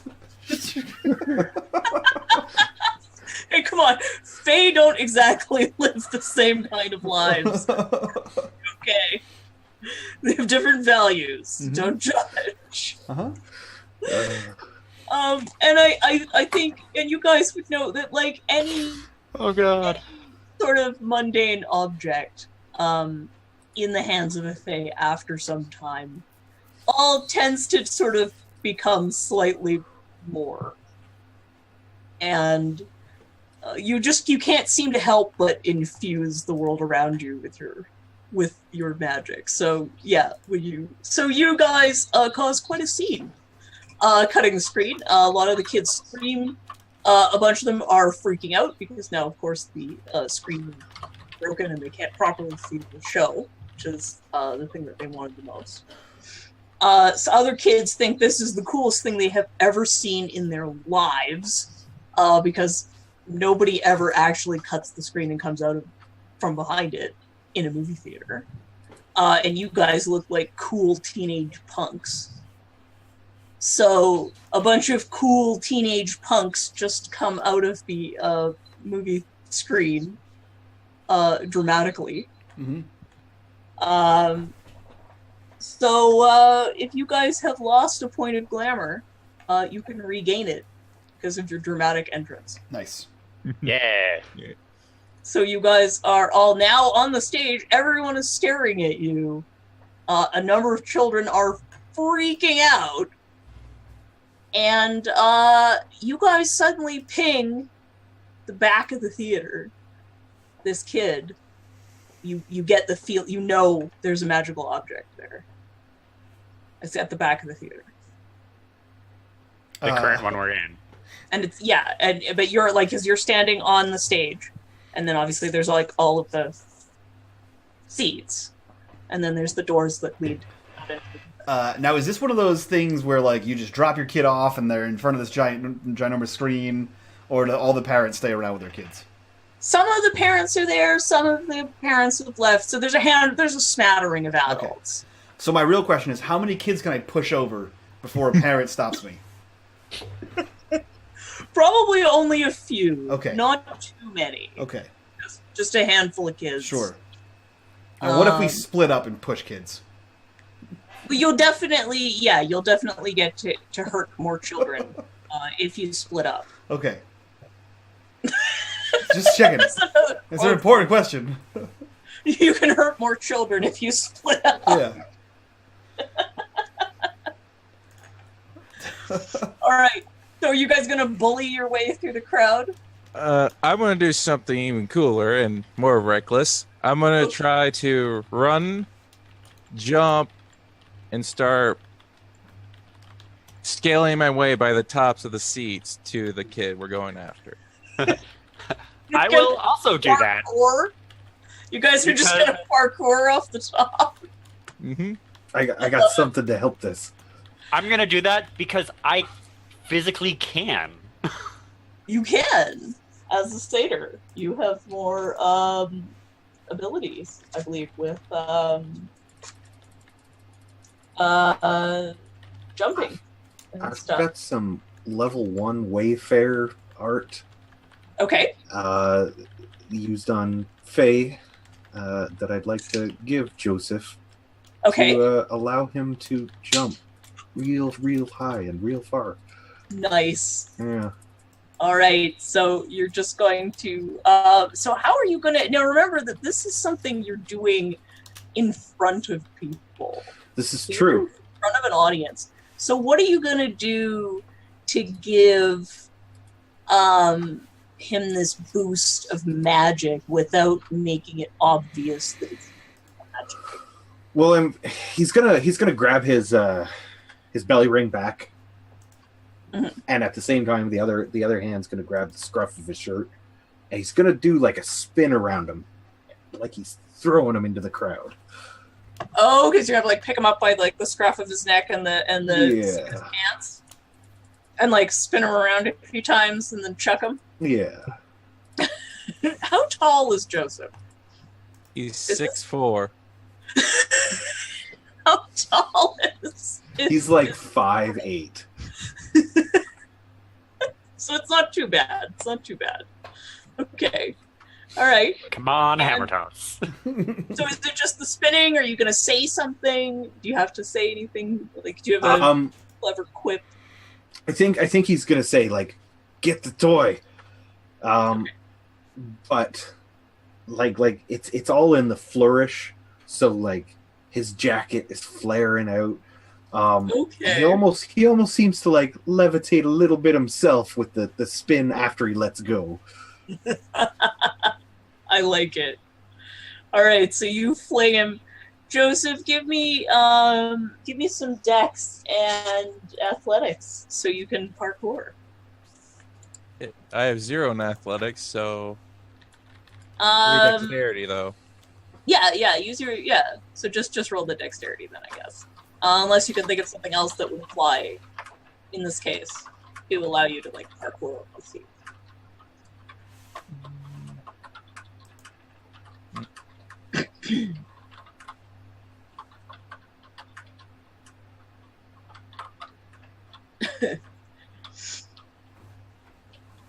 All right, what did we get here? Who? Ouch. Pulling my own hair. It's like one Okay. success. One success. Okay. But your what did you spent a glamour to give him an extra success? Was that it? It's shoot, let me pull it up again. It's hopscotch. Okay. Allows him to make fantastic leap and jumps. Okay. So I'll basically count that as a secondary success. So your initial landing is not graceful. But you kind of stumble, you kick a couple of people in the head. They deserved it. When you land on the seats, They're seeing this terrible movie. you scramble a little bit, but then you make a few really impressive leaps back across some of the across the seats, and then you get to the end. You stumble a little bit, but there's a bunch of the kids in the audience who are like, "Whoa, that's so cool!" And they think you're super awesome for having done this. The kids the people who got kicked in the head, of course, are not at all impressed. And I'm just going to do the same thing. Okay. You're also going to parkour? Add a flourish of a flip off the stage and onto the first row and jump. Okay. So, dexterity and athletics? Yeah. No, not slash dex. That's not a thing.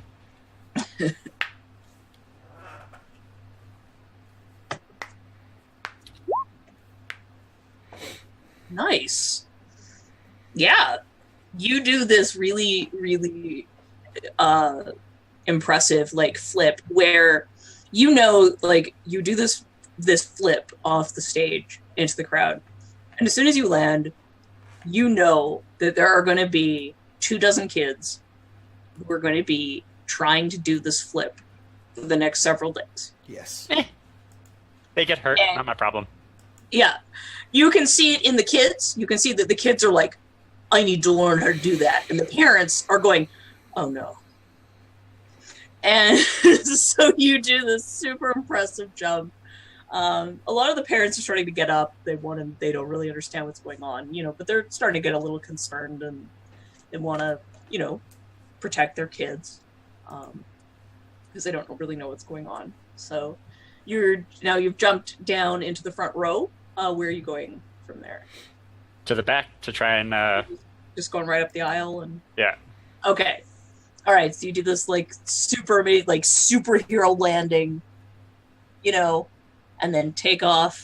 Oh, and I want to say to the kid that I'm probably landing in front of, try this at home. Obviously. Encouraging. Encouraging. Just, no. Oh, that's great. I love it. With a wink. Yeah. And this kid is going to do it. That. Yeah. All right. And so the rest of you, are you going to stay there? Are you going to join the other two? Squirrel's going to hop down off the stage. I mean, they got this toy thing under wraps. He's going to hop down off the stage and scoop up somebody's fallen popcorn tub and seat himself in front of the seat. Lean over to whoever's nearby. This movie ain't good. You just eating somebody's random food. Okay. Yeah, you sit next to some kid and he's like, oh yeah, this is the episode where the dragon, and he just starts telling you all about this show and in like excruciating detail. This kid knows everything about I think Squirrel carries on a conversation with him. One a parent would hate though, like where he's like talking to the kid like he's an adult, but like listening intently to everything the kid has to say. Yep. Oh yeah, no, I fucking seen this one before. Yeah, yeah. And the kid is just loving it. He's loving, this is so exciting. This whole night so far has been so exciting. He gets this new favorite show. And now people are coming out of the screen. Doing flips. Doing flips and... Running cross seats. Yep. Yeah, parkour. And Dalen, seeing enjoyment across Squirrel's face, he follows suit, hops down, and at the moment of the pinnacle of the conversation, he takes the kid and pushes him out of the seat, and then reaches over and eats a bunch of popcorn, and then runs and runs up the hallway towards Victor and Joseph. This poor innocent kid. Nice. And you're pushing him. Yeah. Oh man. That's why Squirrel can't have nice things. He's not allowed to. No friend for you. Yeah. You have squirrels and me. That's it. You take my kids and say I'm a jerk. Boom. Fucking Dalen. So you guys eventually all ended up in the front. You know, there's people moving all over the place. So they haven't really quite. I mean, it was dark in the theater, and you guys were up against the screen, so it's kind of hard to tell who you are. And there's just people everywhere. So at this point, you haven't been spotted. Now, you guys maybe want to look around. You can make a roll to look around. However you want to look around and see if you can find the kid with the magic toy. I think Perception alertness. Yeah, well, you guys, okay, so you can either literally look for a kid holding the toy. You know, it's a knight. You know, it's a little guy with, you know, armor and a sword. But you also know that it is magical, and the magic is probably going to be having some kind of an effect. Yeah, I have perception alertness as well. Okay. I'm gonna look around for that. Okay. I think I'll do perception Mhm. and use my knowledge of lore about Fey glamour on objects. No. Okay. All right, so you can add your lore to your perception. I'm gonna do that. That gives me more dice as well. Yeah. Squirrel's not gonna look around. He's gonna see that the kid who got pushed out of his seat had like a box of like Good and Plenty. He's gonna reach over. Guys are so mean to these poor random children. Like, I We're get probably- you picking on the bully. but We're come not on. mean. We're just mischievous. Yeah. Mischievous. Yeah, That's right. We're unsealing. it's true. Gotta sow that chaos. Yeah. You do. Because order. Who cares? Right. That's boring. Because who cares? That's boring. So boring. So, Stupid normies. yeah, you guys, you kind of like, Victor, you spot a few kids with these toys, so you've narrowed it down to a couple of kids. Definitely. So Madfish, there's a $30 donation that says $30 worth of bonuses for the Dungeon Master, whatever fish wants the most. Oh no. Oh no. Her mischief is about to blow up. Yeah. Oh, what can I do? Just Oh, if Chad has no. any ideas, This I just will ended definitely. badly for us. I have one. Oh god. You have Don't one. help. No, Don't help. message it to me. That'll be awesome. So yeah, if Chad has any suggestions on how I could screw them over, or a situation I could throw them into that they would really have to, you'd really have to God struggle with. Damn it.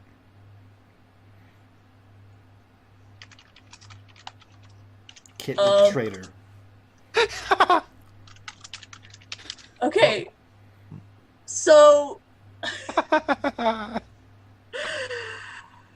Alright. You guys. So this. I blame the belly button ring. Yes. So you guys actually spot the kid.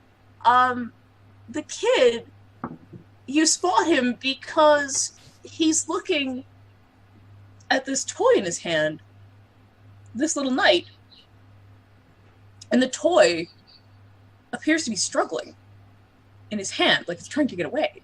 And he's looking at it like, what the hell? Like he's terrified because obviously there's a toy and it's not supposed to move. And he's looking around and nobody seems to be noticing this but him. And it's like struggling in his hand and it's trying to get away. You guys have all spotted this now.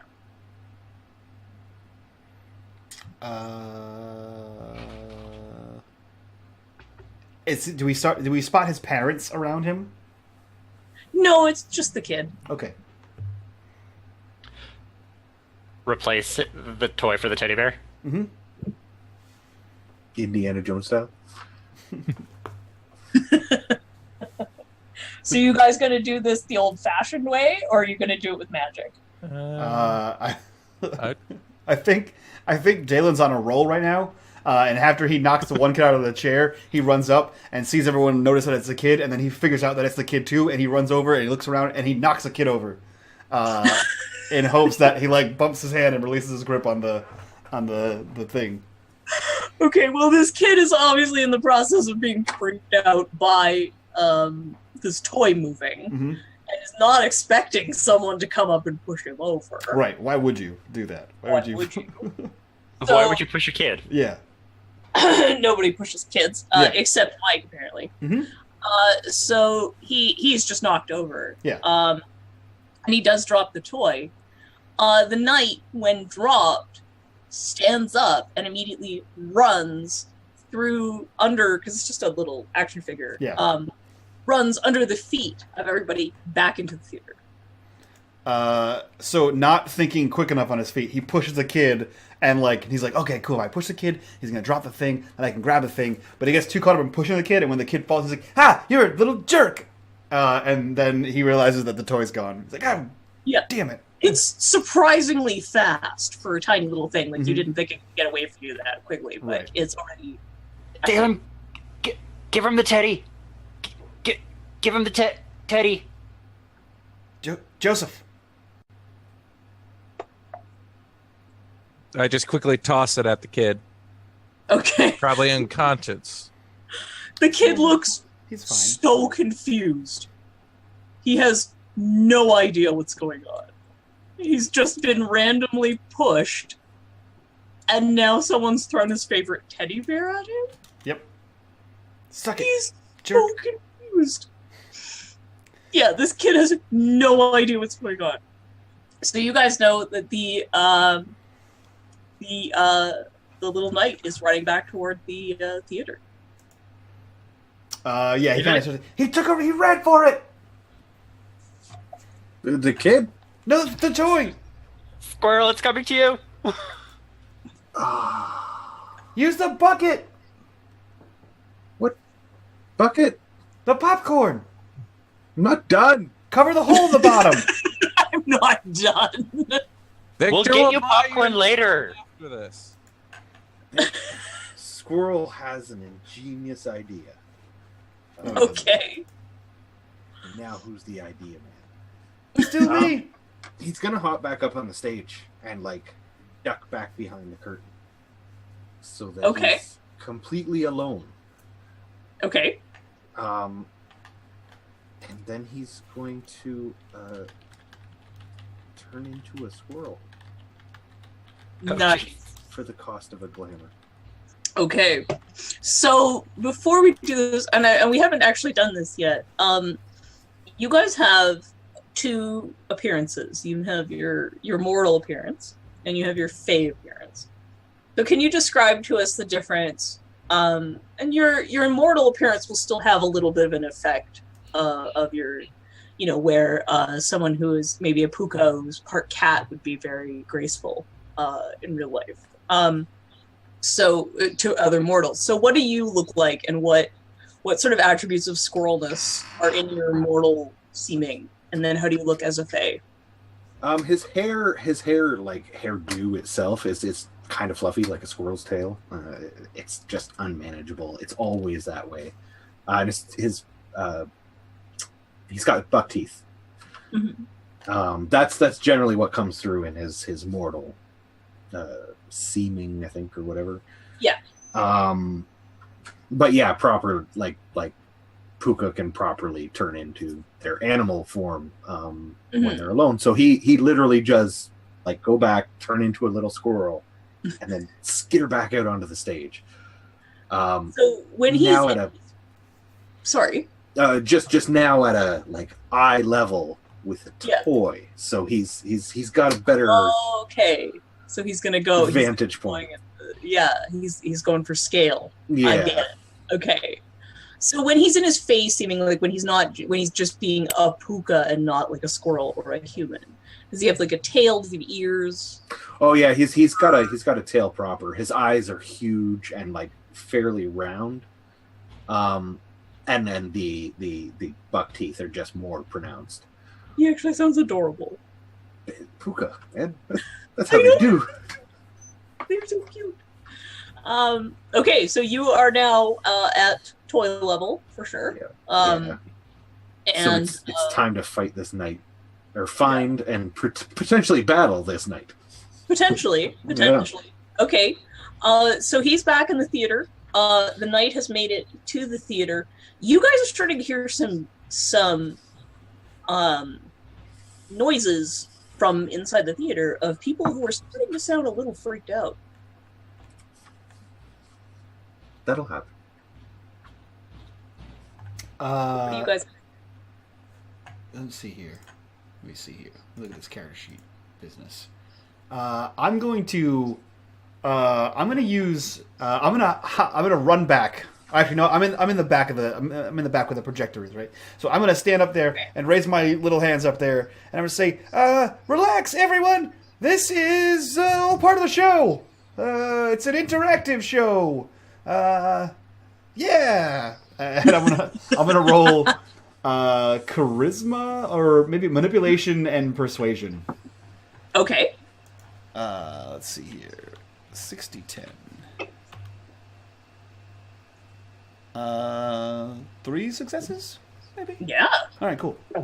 Yeah. Yeah. Well, this is all part of the show. It's interactive. It's like a new form of movie going experience. 4D. Okay. You seem to have mollified a few people. Like they seem to, sort of go, okay, like maybe this was like a special event. Mm-hmm. So Can I go up and help? Sure. Yeah. How are you going to help? I'm gonna get up. Season 4. Oh yeah, and then all the kids go nuts because season 4, and all the parents are like, or whatever. Season 4 would be the next season. So, so the kids go nuts because they're super excited, and now they think maybe they're going to get a preview of season 4 or something. They're super wound up about it now. You've got them all wound up. All right, so we've got one more person to act before the next event will happen. Okay, I want to try to use trickster magic to trip up the action figure. Oh, okay. I like it. I think it would have to use my wits and prop for the realms. Yeah. Okay, so you're gonna roll wits and what? What ability are you gonna roll? Maybe Intimidate. Okay, I can see that. Yeah, because you're trying to spot it, and then you're trying to spook it. Okay. 2 wits, 2 intimidation, and the remain magic. Mm-hmm. That's 2. Drops 4. props is 2. So So how are you gonna and then describe to me what you're gonna do to set off this? Like, what How I'm are- gonna have to do is I'm probably gonna have to try and attempt a backflip to distract everybody okay. in order to complete it. All right. So give me your roll. Okay. Holy crap! Oh no! Oh wow. You had 2 crits and they were both removed. Ouch. 2 successes. So you manage a serviceable backflip, but you crash. You land on your ass. You manage to make the knight stumble. The knight stumbles, and it turns. You see the little head turns back to look at you, and with its sword in its little hand, it points to the theater, and then turns around and runs into the theater. Do you follow it in? Yeah, try to go after it. Okay. So now that you guys can all see the screen, on the screen, Elon and Throd, the mage and knight, are fighting a cartoon dragon. This cartoon dragon is starting to look a little more substantial on this screen than it was a little while ago.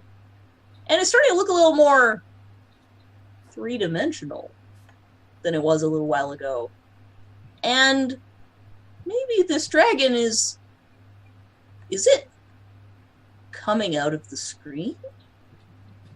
But that's not right. Animated dragons can't do that. Animated dragons aren't real. Animated dragons can't come out of the screen. But that seems to be what's happening. You guys are seeing something that may prove the existence of magic being exposed to humans. Ah, we told him it was all fine. It was part of the show. Part of the Yeah, show. thank God for that.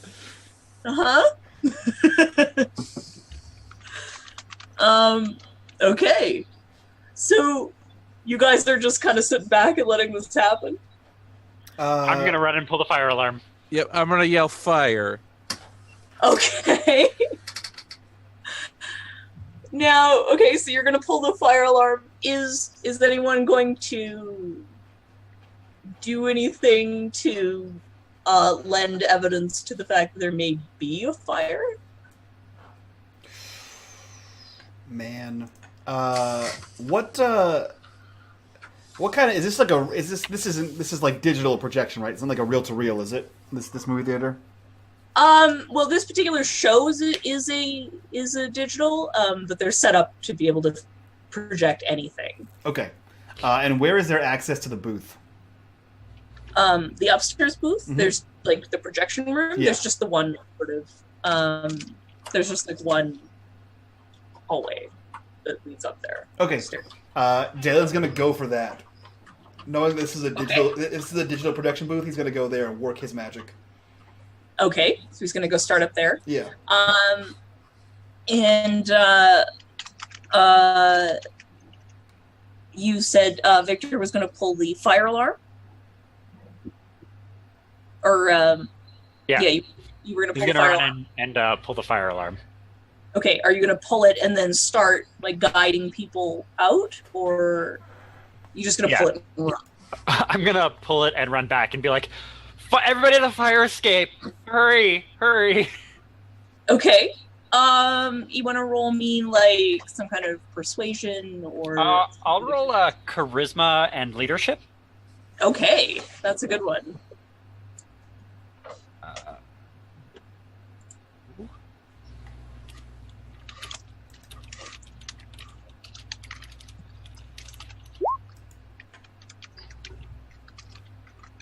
Nice. Yeah, So, that's yeah. one crit. So yeah, you definitely. So like, especially the parents with small children, they are gone. Women and children first. And they are Out. out.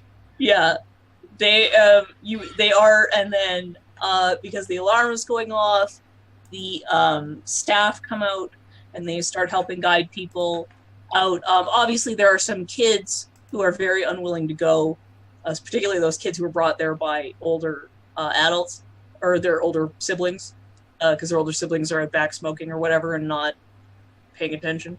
Mm-hmm. So it's kind of, there's still a few kids in the room, but you guys do manage to clear the majority of the theater of people before this cartoon dragon manages to make its way out of the screen.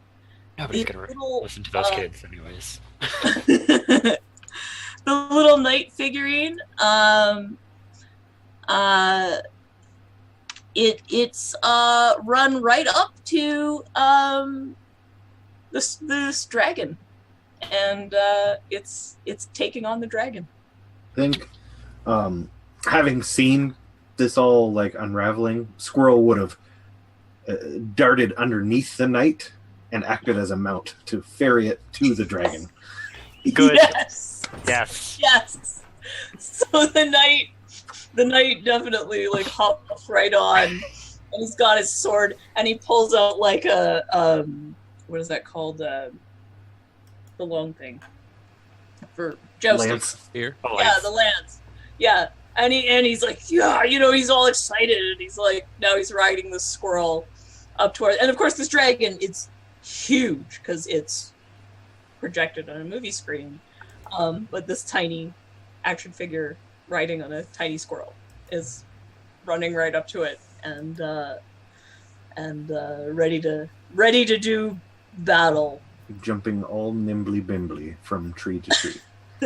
From And as soon as it looks like Squirrel has the toy in hand, I'm going to try to work some computer magic on this Okay. thing.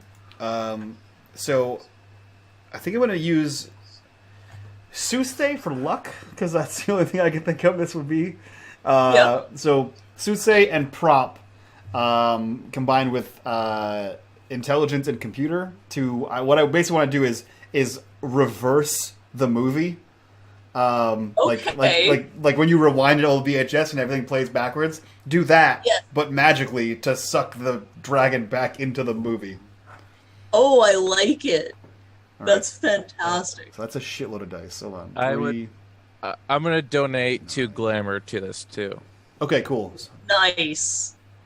All right. So I'll give you an extra dice for that. Okay, so I have so many dice. So that's an extra dice from him. Okay, Throw dice at Yeah, the screen. you get one. He gives you 2 glamour, so I'll give you 1 dice for that. cool. I'm spending 1 glamour on this as well. Okay. Fuck. So that's like 1, 2, 3, 4, 5, 6, 7, 8, 9, 10. Yeah, That's 10 so the successes three- and 3 failures. The 3 1s negate your 9s. Yep. So that's 7 successes. If it's above a 5, it's 7 successes. Yeah, it was pretty hard though. Okay. Because it is magical creature that wants to Yeah. escape. So there's You 2 8s and a 7. So you've definitely you can see that you've started the process. It is rewinding, but the creature is fighting it. The dragon is fighting it and is struggling. So you have started to rewind it, but it's not going as quickly as you intended it to. It's not going quite as fast as you wanted it to. But you've definitely like that. You've got the right idea. You Yeah. think you're on the right path with this. Okay, cool. But the dragon is still coming.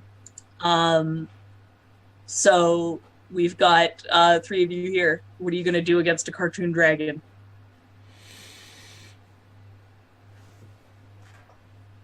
You've got one of you has a knight on your back, and the other 2 you guys have got magic you could do. Anything you can come up with. You can create a chimera. You Oh, could, yeah, I can do that. yeah. I'm gonna I'm gonna run, and I wanna jump up and. So there's no more parents, right? Yeah. So you guys, if you'd like to describe, now that you're going to be fighting a chimera, which is a fey creature, you guys are going to be eating your fey seeming. So if you'd like to describe what you look like as a fey, So just for the sake of interesting. Victor's gonna drop his seeming, and what he looks like is a more filled out guy with his horns are kind of starting to peek out of his like scruffy hair that's very unkempt, and he's wearing a rough leather vest, and he's got gray goat legs, Okay. and his bag is no longer like cloth with buttons; it's just leather, Mhm. and he's gonna run at the dragon and jump up and try and just like kick it with his strong goat legs. Nice. Okay. So roll for me what you think would be good for an attack like that. So an attack, you would be rolling like, yeah, maybe brawl or melee. I think maybe dexterity and brawl. Okay, that works. Yeah.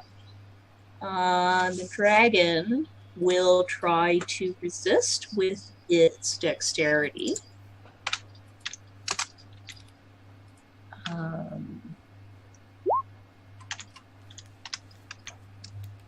So, oh, you got a crit.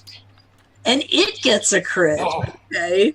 So it got a crit, but you got 9 and 9, and it got 8 and 8. So it. Alright, so this satyr comes flying, these goat legs come flying out of the darkness at this bright blue cartoon dragon. And the dragon, like, seems to suddenly look up. It sees it coming. And it like, tries to dodge out of the way. Like, it's like, it's got this look on its face, like, like it thinks it's dodging out of the way. But Victor kind of fainted. Like, he looked like he was going to the left, but at the last second, those goat legs just come in at the right and just bash. Because they're all weird and bendy. And they bend the wrong way, so And bash, you hit the dragon. Now, if you look at your character sheets, you will see that you have health status. So you can essentially take... Now, typically, if we were following like really strictly by the rules, you have real and chimerical damage, blah, blah, blah. But for the sake of this, we're just simplifying it.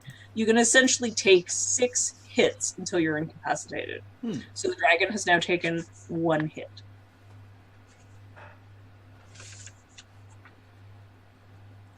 So I'm just going to mark that down. That the dragon has taken 1 hit. So you have successfully added 1 level of injury to this dragon. Okay. So that was Victor's attack.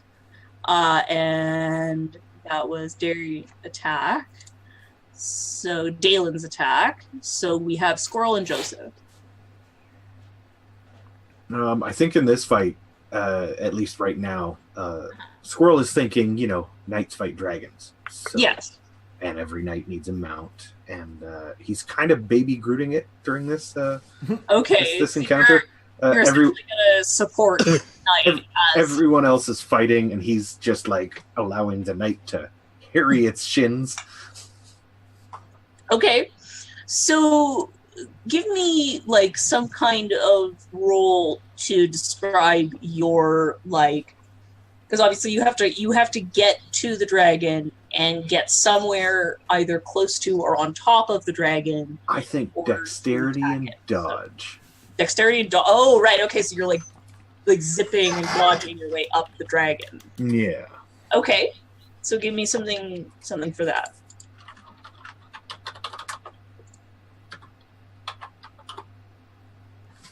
Well. Nice. Wow. That's why they call me Squirrel. So this squirrel with the knight on it, just boom, boom, boom, boom, boom, is just suddenly on top of the dragon while the dragon is distracted by this goat legs in the face. You can dodge a red. You can dodge a dragon. God damn it. God damn it. I like it. It's true. I like it. So, yeah, you guys, like, this squirrel, he's got some moves, man. Like, this squirrel can go. And even the knight is like, he gives you a little thumbs up. Because you're, like, super impressive. And the knight is going to roll an attack as well. The little knight is going to roll, let's see. Let's see if he can succeed at any of those. He does not succeed, unfortunately. He lets out his little sword, but it seems like the scale is a little too far off, and the knight's little sword just doesn't seem to be doing much. But he's going at it. He's just hacking away at this dragon. He's trying his best. He's trying his best. So the squirrel got him to where he needed to be, for sure. All right, so Joseph. Okay, I'm gonna use trickster magic again with the nearest popcorn kernel. And make it to where once it reaches inside the dragon's mouth, it will explode. You're making a popcorn grenade.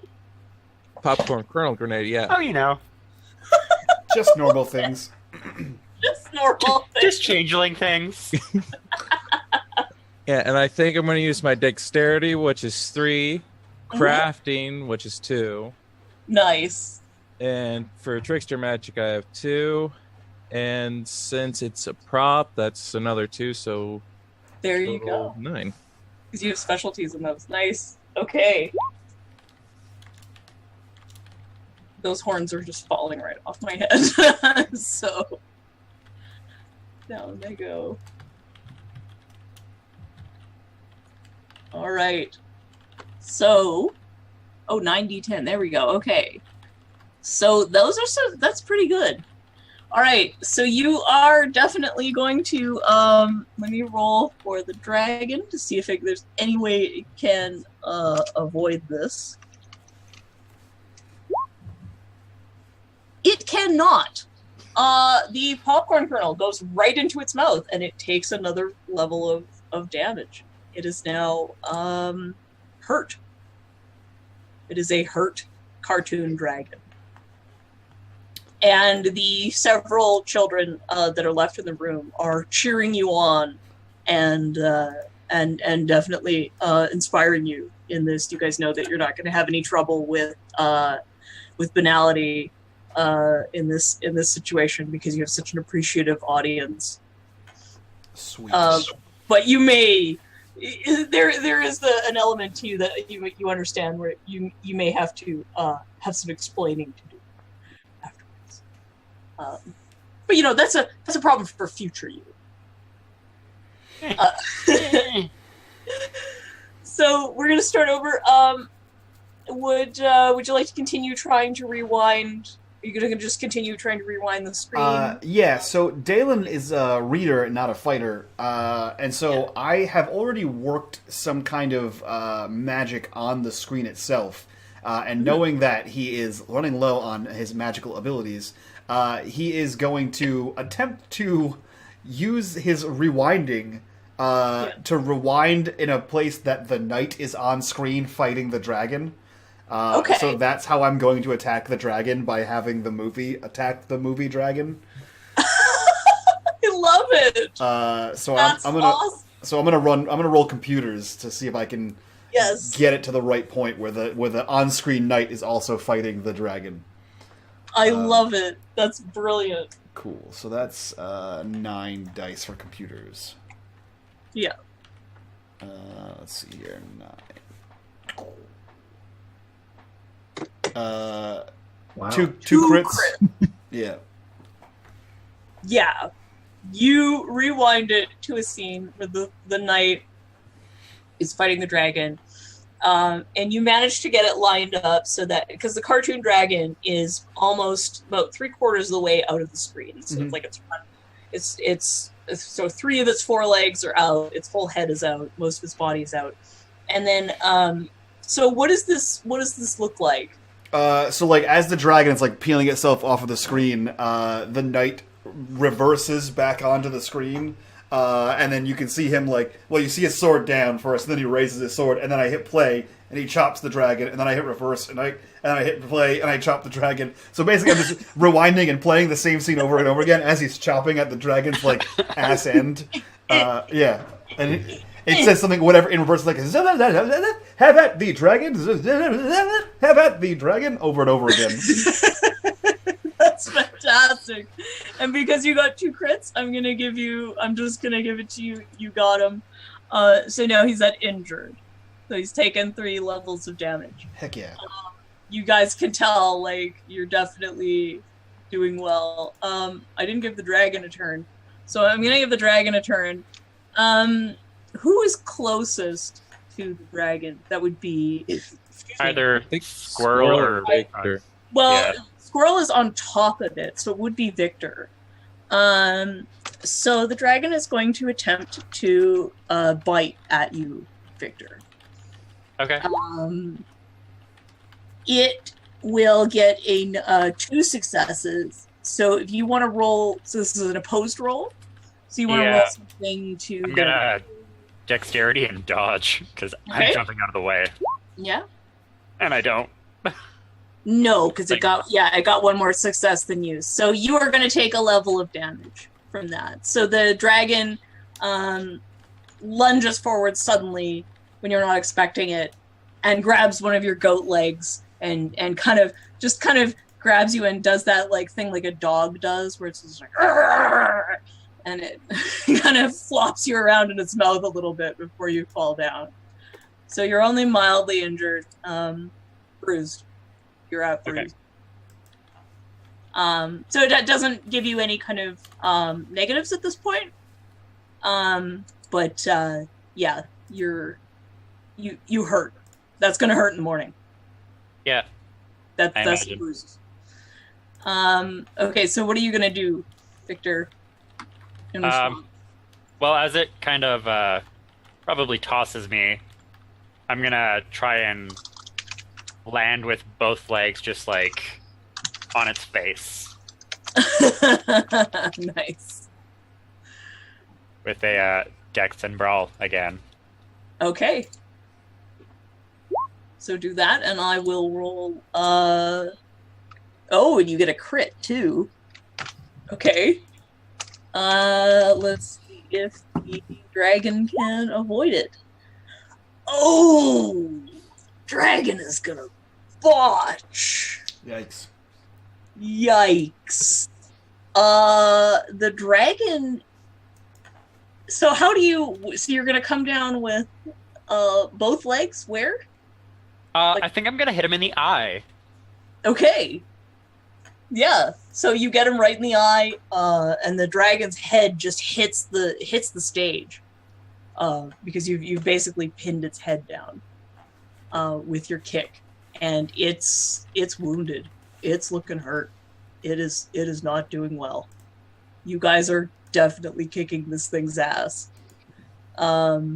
So we have Squirrel and Joseph. Which of you would like to? You guys both want to come together and give this dragon a what for?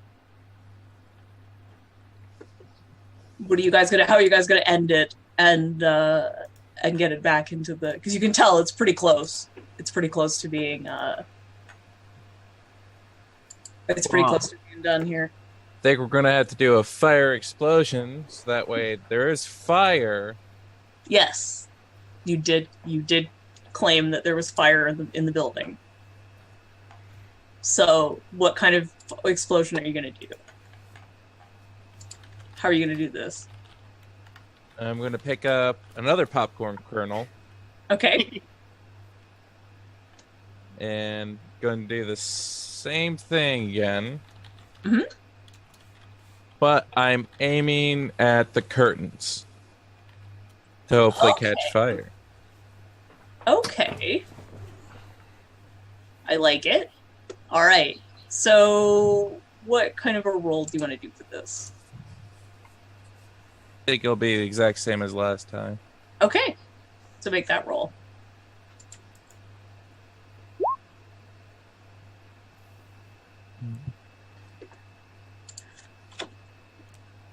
Two successes? Oh, well, I guess one. Yes. So you do manage to start a small fire at the bottom of the curtains. It's not very big, but it is fire. You have succeeded at creating fire. Which is what really matters here.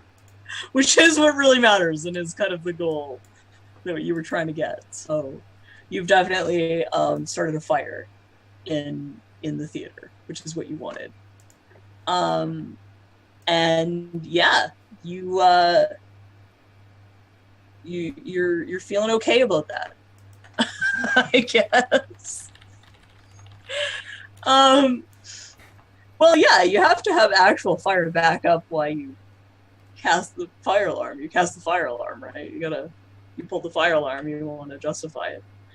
All right, so Squirrel, you and the knight are on top of the this cartoon dragon.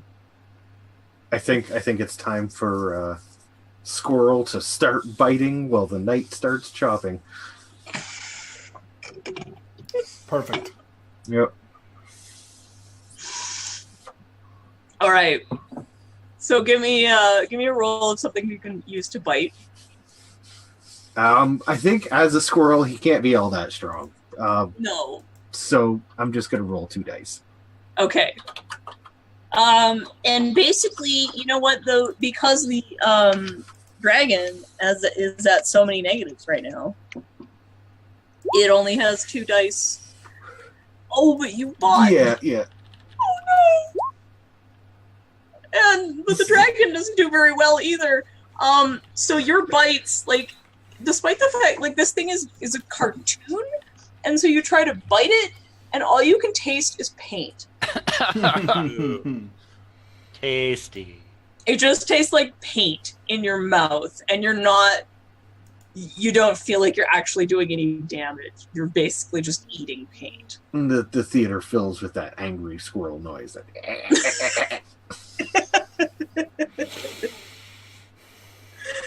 Is everything all right, Squirrel? But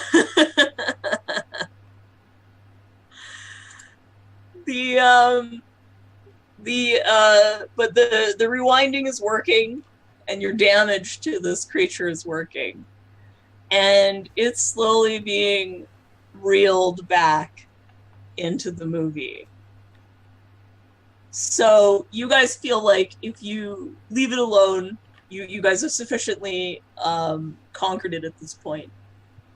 Now you have a handful of children and a few stoners in the back. Can I break his tooth off before it goes in? Yeah. I break its tooth off.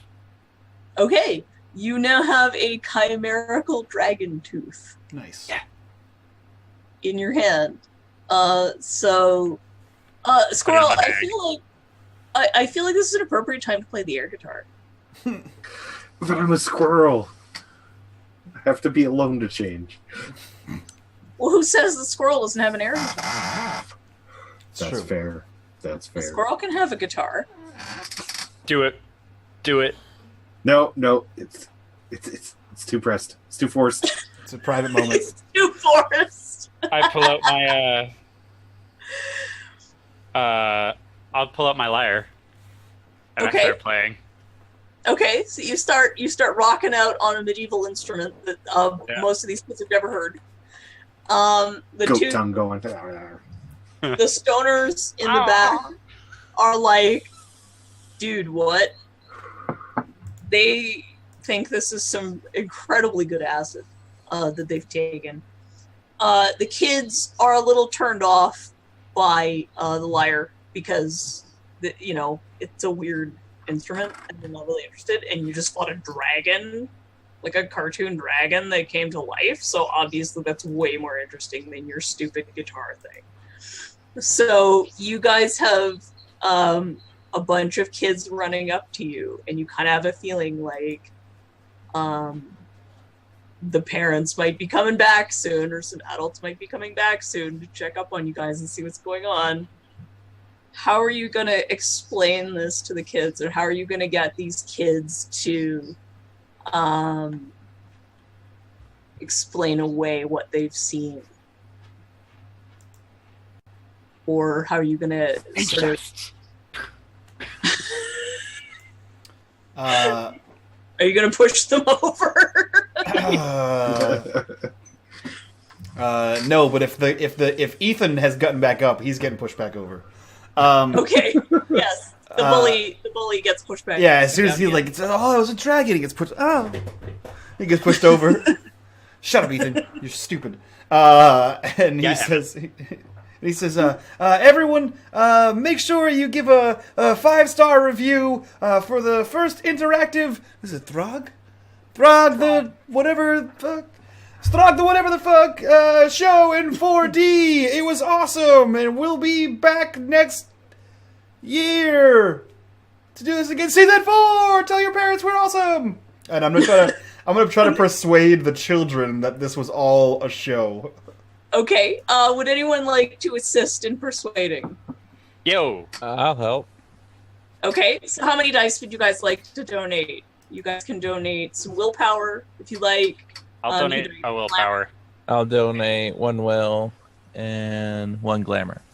Okay, so that you got 2 automatic successes and you got a little bit of magic to deal with. Okay, cool. So I have, let's see, manipulate and persuasion. That's 6 dice. Okay. And You're gonna get 2 automatic successes, so we'll see how many more you get on top of that. Cool. I get 1 crit on top of that. One crit, and then 2 more successes. These kids are thoroughly convinced that this was all a stunt. They don't know how you did it. They don't care. Yeah. You fought in front of them, and this is the best thing that ever happened. But now the curtains are on fire. And so don't maybe... forget, Ethan sucks! Ethan sucks! Ethan sucks! And all the kids start chanting with you. Yeah! Ethan sucks! Ethan Now, sucks! Everybody, if you could please leave the theater. Screw you, Ethan! So you guys, even Ethan comes with you because there is actually a fire now. And you guys lead a group of children who are chanting alternately "Ethan sucks" and "Season 4" together. You walk out with this motley of children chanting these things onto the street where the fire department is now showing up. Excuse me, Squirrel was probably standing by the front of the stage, trying to feed a piece of popcorn to the night doll before the 2 of them were scooped up by someone on the way in. Yeah, I would have put you guys in my bag. And he's trying, like, the knight is trying to eat it, but, like, his whole head is just a molded helmet, so there's no, like, face. So he's just basically, like, mashing this popcorn into this helmet. Yeah. Yeah. So the 2 of you are picked up. You guys are now outside, where there are loads of people, and the fire department, and possibly some police. And police are the most banal people in the world. So normal. I'm gonna try and just slip away. Yeah. Okay. So you guys are all gonna try and slip away. Are you gonna try and roll some? Yeah, I'm gonna do Dex and stealth. Okay. With So 1. Okay. I'm gonna roll perception and stealth as I'm like looking for where to dart in between. Like when like a guy looks this way, I kind of dip around the other side. Okay, that works. Yeah. I'm Crit. gonna use... Nice. Okay, so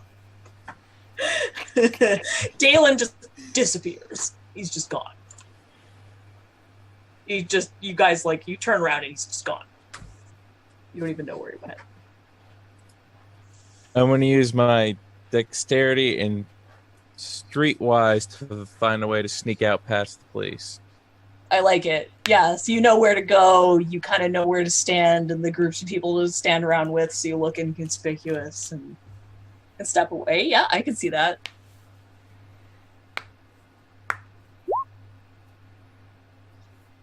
Okay. You are, like, basically doing that thing where you're, like, whistling inconspicuously. So you're like, do, like backing up, standing behind people, and I mean, it's such chaos, you do end up getting away, but you get a lot of very weird looks because everyone is like, what is up with that guy? Like, that guy's clearly up to something, but like nobody really stops you. But they, you're getting a lot of looks. You definitely get seen as you leave. Like, I gotta get going. Got a meeting for a job. And I left my oven on. That might catch fire. All right. And how is Squirrel getting away? Oh, I'm a Squirrel's very in my bag. I'm a very dexterous, stealthy squirrel. you Oh, are doesn't matter. You're in my bag. that too. The quietest But, yeah, bag ever. Yeah. quietest bag ever. So are you guys all ending up back at Mrs. Ogg's place? Mm. All right. Yep. Well, Victor just needs to show up with the doll, and we can all just not show up and need to explain anything. You wanna get I up? pulled the Victor, the doll, The and Victor doll Squirrel out. out and let him go. And let him go. Okay. The squirrel thing. As soon as you take the doll out, the action figure, when you guys get back to the house, and as soon as you take the action figure out, it runs over to little Muhammad, and it climbs up, and it stands on his chest. And you guys watch as, and Mrs. Ogden has explained to you that he has, quite a serious problem with his lungs, and this,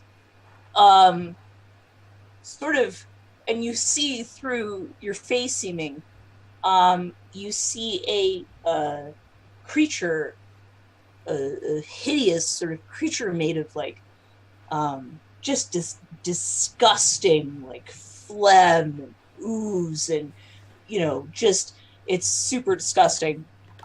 Creature come sort of float out of his chest, and the knight runs up to it and sort of does battle with this creature, and eventually sort of vanquishes this chimerical creature.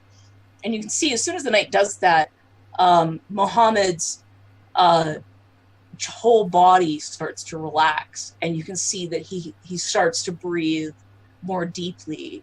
And after a couple of minutes, he actually takes the mask off, and he's able to breathe again.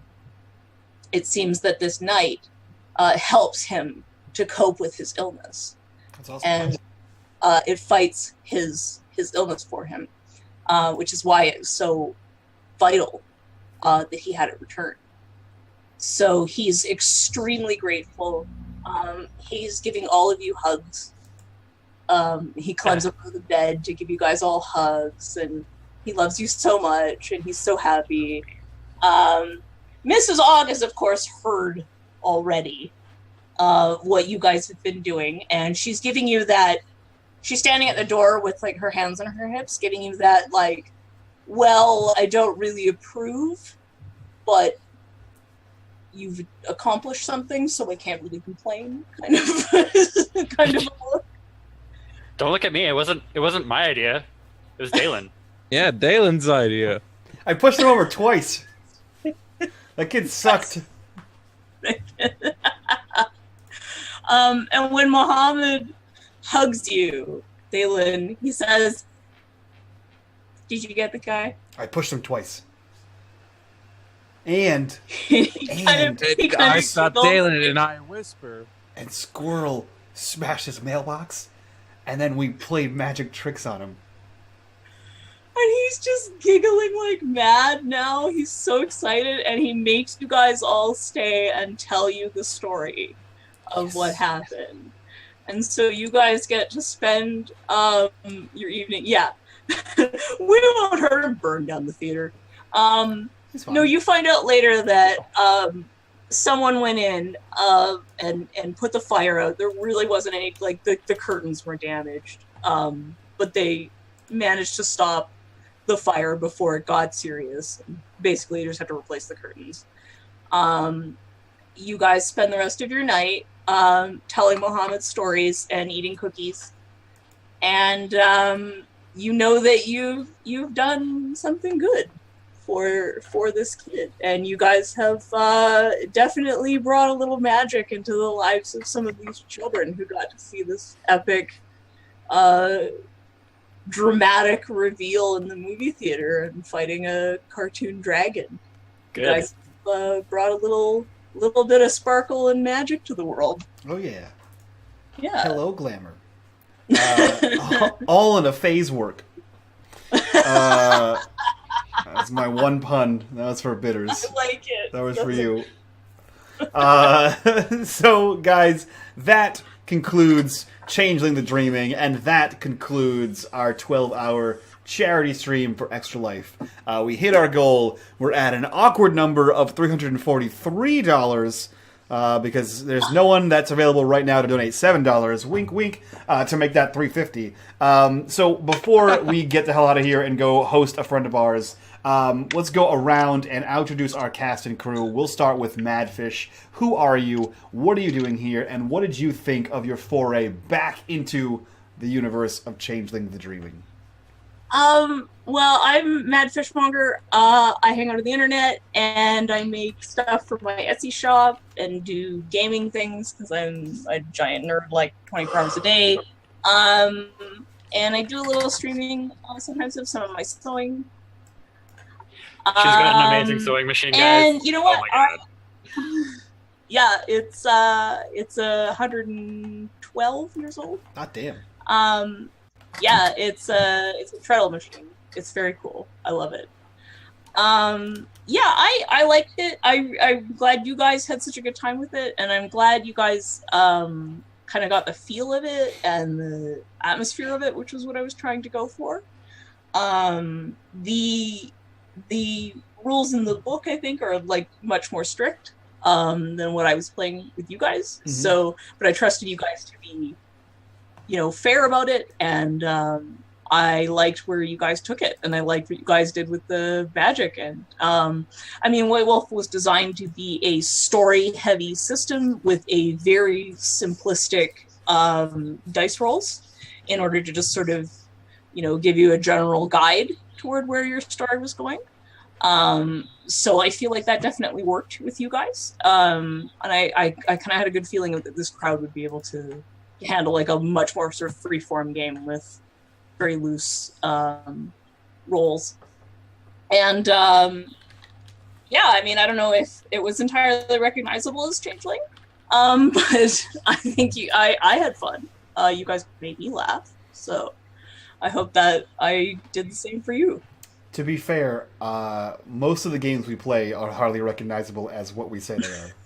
This is true. Yes. So, and thank you, Mighty Moose, who I mistakenly thought was Bitters before, like two streams ago, because he does things like that. But this actual person named Mighty Moose. Thank you for doing that $7 and making this an even $350. You are the real hero. So let's, speaking of, let's jump over to the Mighty Moose himself, Mr. Bitters. Who are you? What are you doing here? And what did you think of your foray back into the world of Changeling the Dreaming? I'm Mr. Bitters. I hate everything. I'm kind of a moderator around here. I'm like the third in a long list of better moderators. A long list of two. Yeah. I'd actually never played Changeling before. I did other White Wolf systems, but it had been like 15 years or something. I think I was doing the math. So quite a while. There's a time and a place for serious roleplay. This didn't seem to be it, and I dug it because the ridiculousness was just a lot of fun. Yeah, I can't imagine this ever being a serious roleplay. Like, you're encouraged to be mischievous fae folk. Like, Yeah. I've seen an episode or two of Twitch playing Vampire, and that's just dramatic and heavy and exhausting. And so, like, this is the polar opposite. And I was like, all right, this isn't fun. Because you were like, oh, it's a White Wolf thing, and I was like, ooh. I've seen one of those be played, and that's just too much. It's sad all the time, and everything's political. Yeah. I was like, all right, this is the opposite, so that's cool. So this is a different take on it, and this definitely fits in with the fun theme of the charity stream, so pretty dope. And I feel like each of the White Wolf systems was really designed to appeal to different types of players. And so Changeling was definitely geared towards people who are very imaginative, who really want a story, who really want, are really into like the descriptions and the scene setting and the, so yeah, and Vampires definitely lean towards people who really like politics and backstabbing and that sort of thing. So yeah, the different games don't just have a particular like sort of theme to the rules, but they also have like a sort of a style to how they're played. And so yeah, each of the different systems was sort of designed to appeal to different types of role players, which was also another very much interesting so. way. Yeah. Which is a really interesting way of approaching role playing. That's cool. I like that. That's kind of a good idea. Before we jump all over Kit, I will address something in chat. Mighty Moose says, I like this charity stream. It's a cool way to support a good cause. Please do more. Mighty Moose, we do one every single month. We do a 12-hour charity stream every single month because, hell, 12 hours of me the entire time, I'm exhausted. So there's no way I can do them multiple times a month. I will die.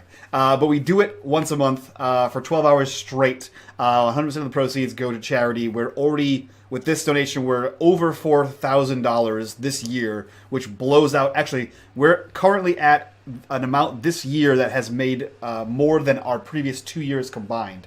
So that's pretty insane. And if you guys like what we do here, there's more gaming content all week long, so come check that out. And with that, Kit, who are you? What are you doing here? And how did you like being a fairy? I'm Kit Battlebeard. I play D&D quite often. White Wolf is actually one of my favorite settings. I've played several of their different games that they have. Changeling is actually one of my favorites. I've played Changeling the Lost. This is my first time playing Changeling the Dreaming, and I must say they are two very different play styles, and I love them both tremendously. There's something about just being a happy-go-lucky fae folk that is just being mischievous that I just love.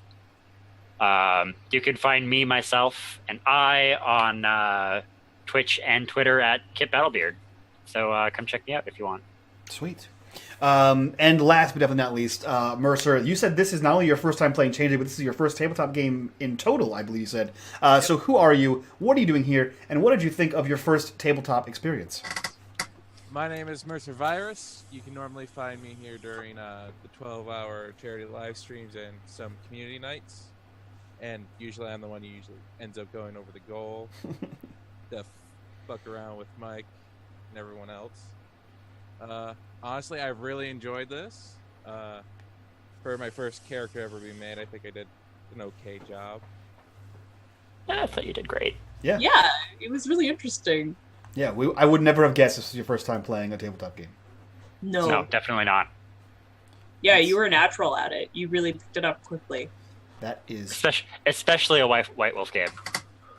Yeah. You guys play for about 8 months now, so... Yeah. Yep.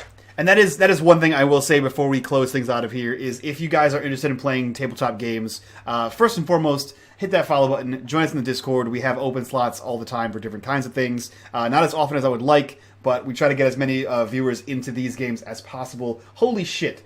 Courtney just donated $150 and said, love you bitches, which puts us at 500 for the day.